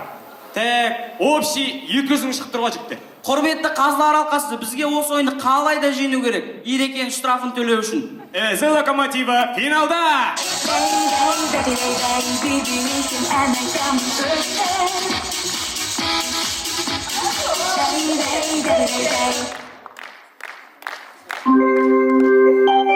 Сонымен көреміз автобустағы оқиға.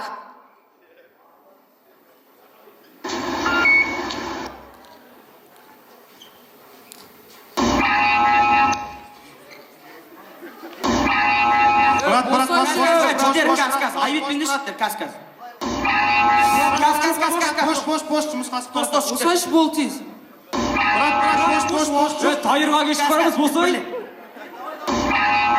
Жомай, жұмысқа асық айтыр, пош. Есуас, қашан көрдің 10 айдық. Удостоверениемен төлейтін,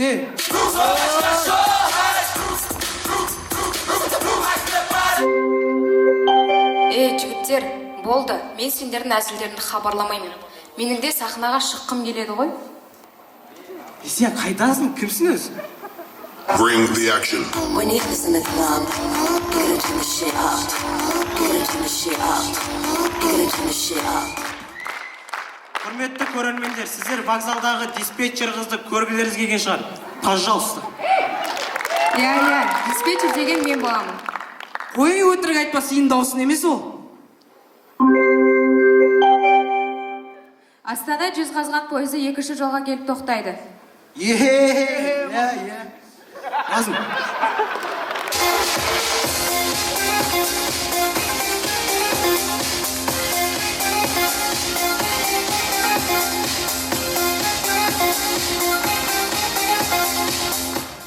Ал достар, сөз сонда.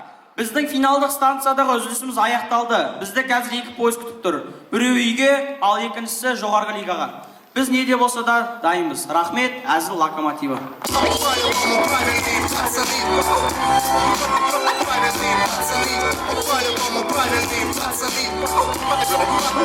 Бәрекелді, ұлы темір жолшылары, Қарағанды темір жол колледжіне бір ерекше қошеметтеріңіз.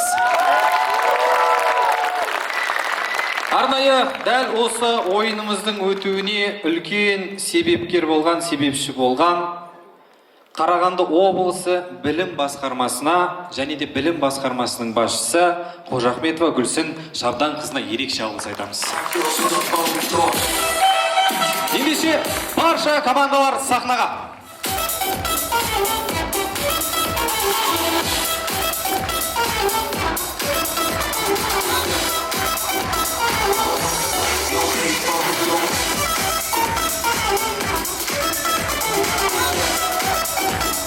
Құрметті көрермендер, шешім шыққанға дейін асықпаңыздар. Әлі біздің алғысымыз бар және де марапаттау рәсімін баршамыз көретін боламыз. 260 кабинетке қазылар алқасын сіздердің ду қол қошеметтеріңізбен шығарып салайын.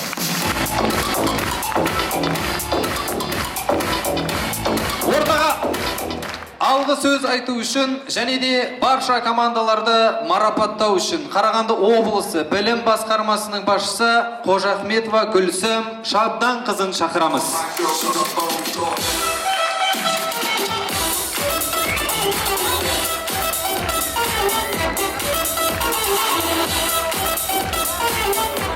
Құрметті студенттер, өте қуаныштымын. Бүгін Қазақ лигасы осы керемет өтіп жатыр. Біріншіден осы бауырларымызға рахмет айтамын. Осындай балаларды сахнаға шығарып, өте жақсы әзілдер көрсетіп жатсыздар. Сондықтан биіктен көріне беріңдер балалар. Қазақ лигасы осылай алға баса берсін, республикаға шығыңдар. Қарағанды облысы білім басқармасының атынан бұл үлкен бір тапсырма болған.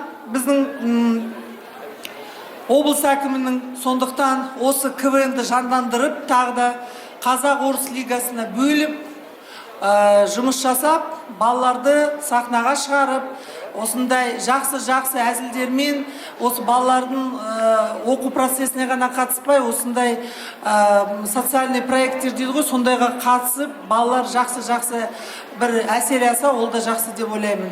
Құрметті студенттер, үлкен бәріңізге рахмет. Осы неге бәрі колледждардың бәрі қатысты. 21 жылдан бастап бізде облысымызда жігер студенттік парламенті құрылған болатын. Сол парламенттің жұмысын бүгін көріп отырмыз. Осы бізде қанша колледж бар, сол колледждардың бәрі қатысты. Біздің КВН-ға ертең орыс лигасы да, бүгін қазақ лигасы өтіп жатыр. Сондықтан осы іріктеу ойындары бізде Қарағанды, Теміртау, Балқаш, Шет ауданында өтті. Бүгін мен үлкен алғысымды айтқым келіп отыр. Тәттімбет атындағы Қарағанды өнер колледжі, Қарағанды техникалық құрылыс колледжі, Теміртау жоғары политехникалық колледжі, Балқаш қаласының Қазақмыс корпорациясының политехникалық колледжі, Шет агротехникалық колледждерді сонда іріктеу жұмыстары, іріктеу ойындары өтті. Сол жерге ықпал жасап, жұмыс жасап, осы директорлеріне, коллективтеріне үлкен рахмет айтам. Өйткені сондай жұмыс жасап, бүгінгі командаларды осы бүгінгі сахнаға әкеп отқан осы колледждарды себеп жасады. Енді бүгінгі ойын қызықты және мен ойлаймын өздеріңізге де балалар ұнаған шығар деп ойлаймын. Барлық командаларға және оларды дайындаған жетекшілеріне үлкен рахмет айтам.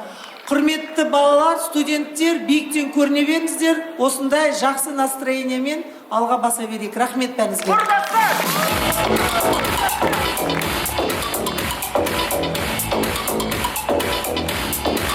Балалар, сәл артқа бір қадам жасасақ, арнайы алғыс хат беру үшін ортаға көңіл тапқырлар сайысына ерекше ойынмен көзге түсіп белсенді қатысқан үшін алғыс хатпен ортаға Қарағанды Тәттімбет атындағы өнер колледжінің фотокраштар жайдарман тобы марапатталады.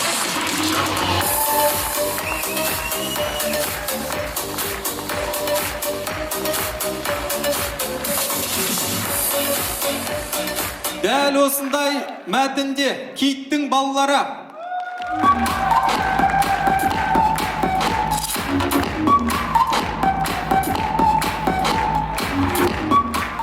Қарағанды банк колледжі қызық болсын.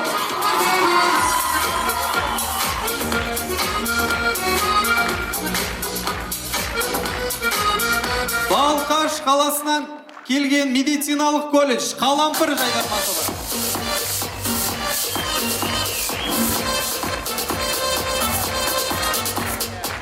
Қарағанды болашақ жоғарғы колледж болашағы бар.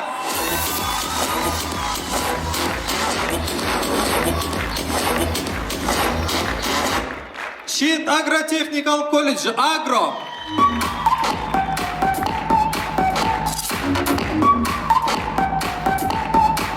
Қарағанды гуманитарлық колледжі тфә-тфә.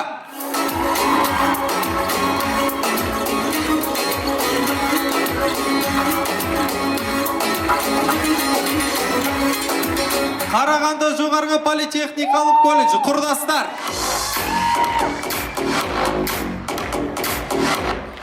Теміртау кәсіптік техникалық колледжі 8 клапан.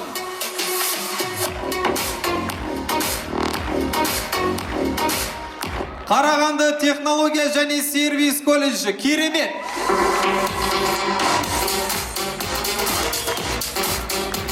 Қарқаралы ауыл шаруашылық колледжі Қарқаралы жастары.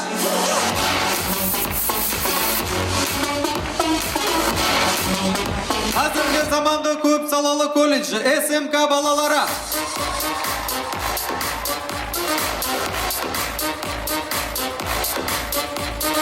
Қазақмыс корпорациясының политехникалық колледжі Авангард.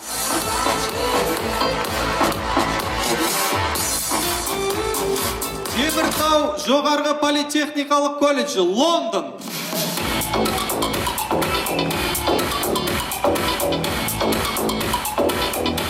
Қарағанды темір жол колледжі, Ұлы дала темір жолшылары, Локомотив.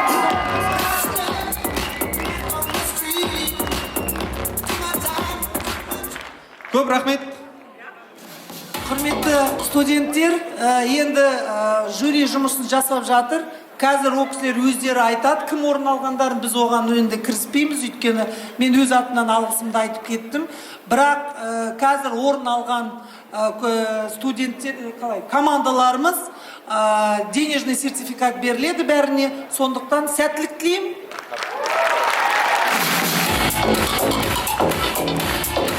Үлкен рахмет. Арнайы ойынға ерекше демеу жасап отырған Қарағанды облысының білім басқармасының басшысы Гүлсім Шабданқызына ерекше алғыс айтамыз. Қазір алқасы шешім шығарам дегенше, Қарағанды қаласындағы қазіргі таңда ән өнерінде өзіндік орны бар керемет әнші бауырларыңызды, ағаларыңызды шақырайық. Алмат Алмачино, қарсы алыңыздар.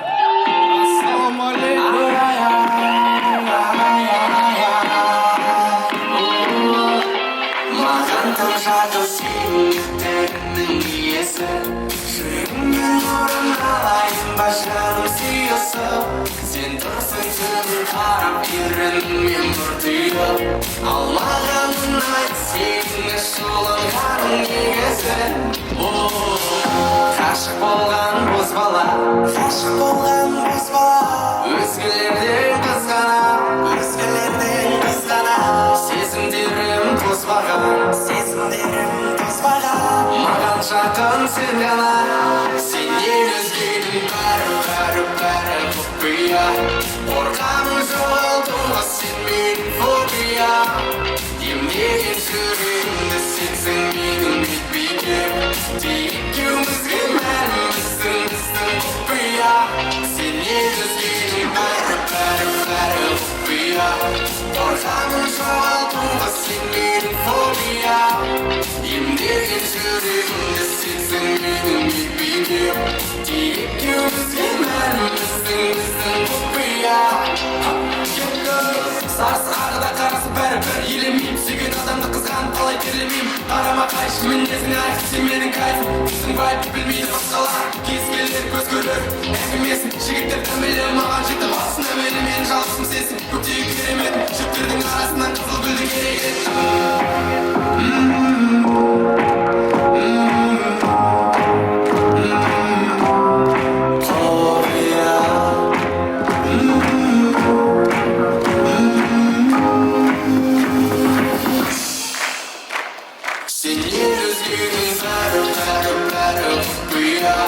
қорқамын жоғалтудан сен менің фобия, емдеген жүрегімді сенсің менің бетбейгем, екеумізге мәлім біздің құпия, сенен өзгенің бәрі құпия, қорқамын жоғалтуға сен менің фобия, емдеген жүрегімді сенсің менің бетбейгем, екеумізге мәлім біздің құпия.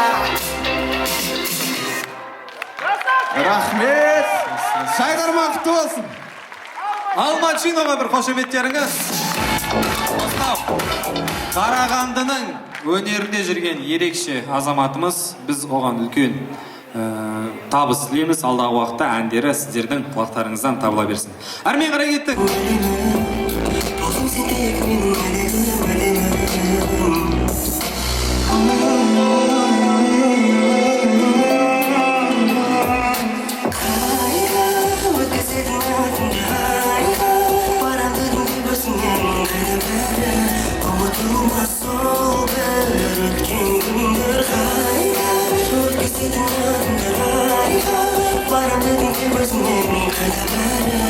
Unutulmaz sol bir gün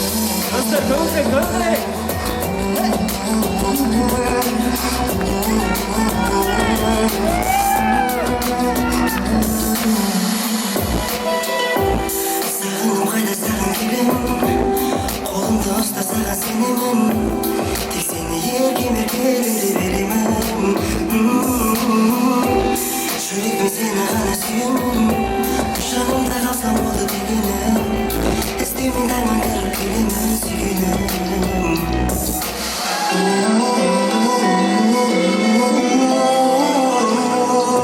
Қайда өткізетін артымды қайда барам дедің де бүрсіңнен қайда бәрі ұмытылмас сол бір өткен күндер қайда өткізетін артымды қайда барам дедің де бүрсіңнен қайда бәрі ұмытылмас сол бір өткен күндер.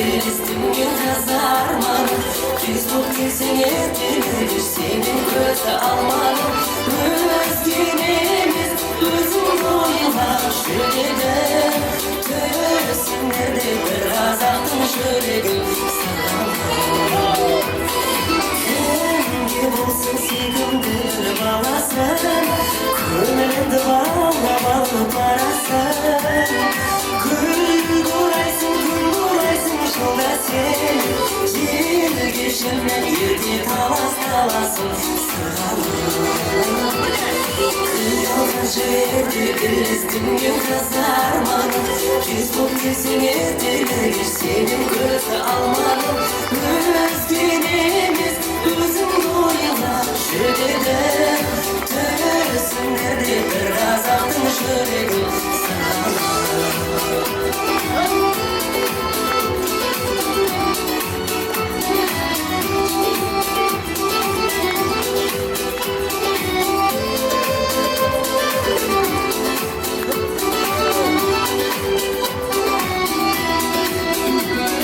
Sen ойлаумен ата суық қыз қалды Sen ойлаумен жазыққа күн қысқарды Бақыт жайлы әнді бірге шырқайық Қонақтарды қойып бауға құстарды сырғалым Қиялған жерде елестімген қазарманым Кез боп келсең ертелер сенен көзі алмадым Өзген емес өзіңді ойлап жүрегім Төсіңдерде бір қазақтың жүрегін сағалым Қиялған жерде елестімген қазарманым Кез боп келсең ертелер сенен көзі алмадым Өзген емес өзіңді ойлап жүрегім Төсіңдерде бір қазақтың жүрегін сырғалым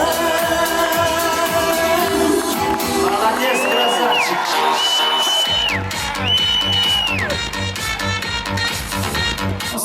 Сахна төріне Айбат Никулин.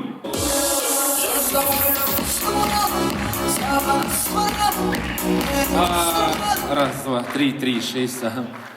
Ассалаумағалейкум Қарағанды, амал берекесі көрісі күні құтты болсын. Сіздерді білмеймін, мен сіздерді көргенімен қуаныштымын.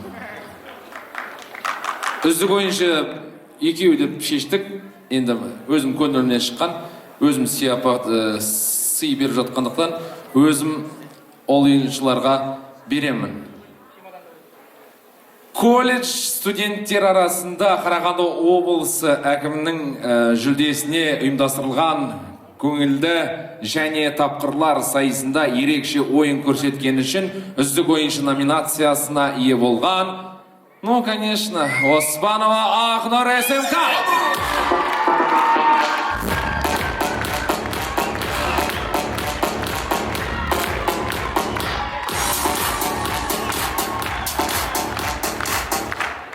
Рахмет, Ақнұр. Аман бол. Иә. Дәл осындай диплом үздік ойыншы маған әзіл қатты ұнады. Қай әзіл ұнады?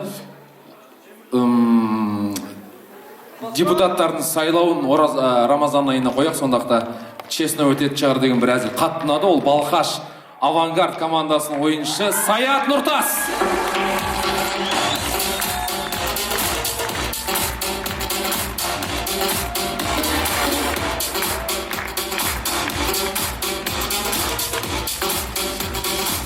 жасайды деген ойдамын. Колледж студенттер арасында Қарағанды облысы әкімінің жүлдесіне ұйымдастырылған көңілді және тапқырлар сайысында ерекше ойын өрнегін көрсеткен команданы дайындағаны үшін үздік жетекші номинациясымен Сабитова Анар Қайыркенова марапатталады.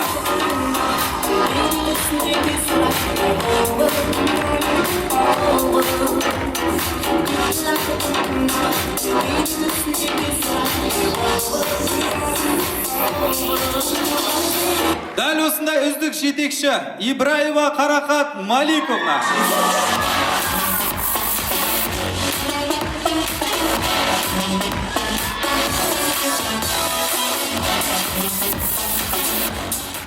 Сонымен үшінші орынды марапаттау үшін сахна төріне жастар рухы Ержан Хамитов шақырамыз. Колледж студенттері арасында өткен Қарағанды облысы әкімінің жүлдесіне ұйымдастырылған жайдарман сайысында үшінші орын алған үшін қарқаралы жастары 100.000 теңге сыйақы.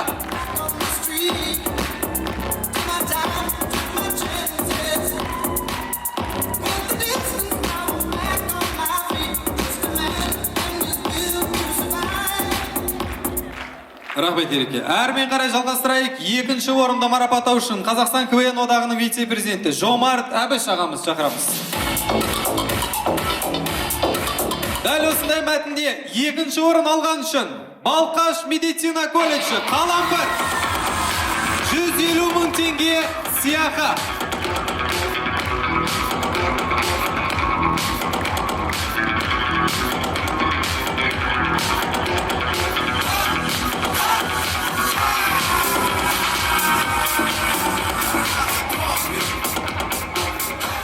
Қалампыр жайдарман тобына бір ерекше қошемет. Келіңіздер қыздар, суретке түсіп алайық. Сурет жүрсіздер ғой. Екінші орын алған Балқаш медициналық колледжі Қалампыр жайдарман тобына қошеметтеріңіз.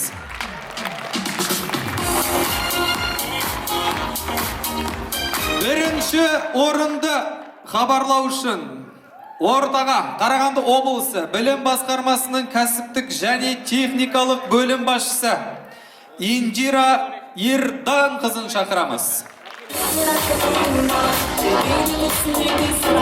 Колледж студенттері арасында өткен Қарағанды облысы әкімінің жүлдесіне ұйымдастырылған жайдарман сайысында бірінші орын алған үшін және де 250.000 теңгелік сыйақы. Тфа-тфа командасы.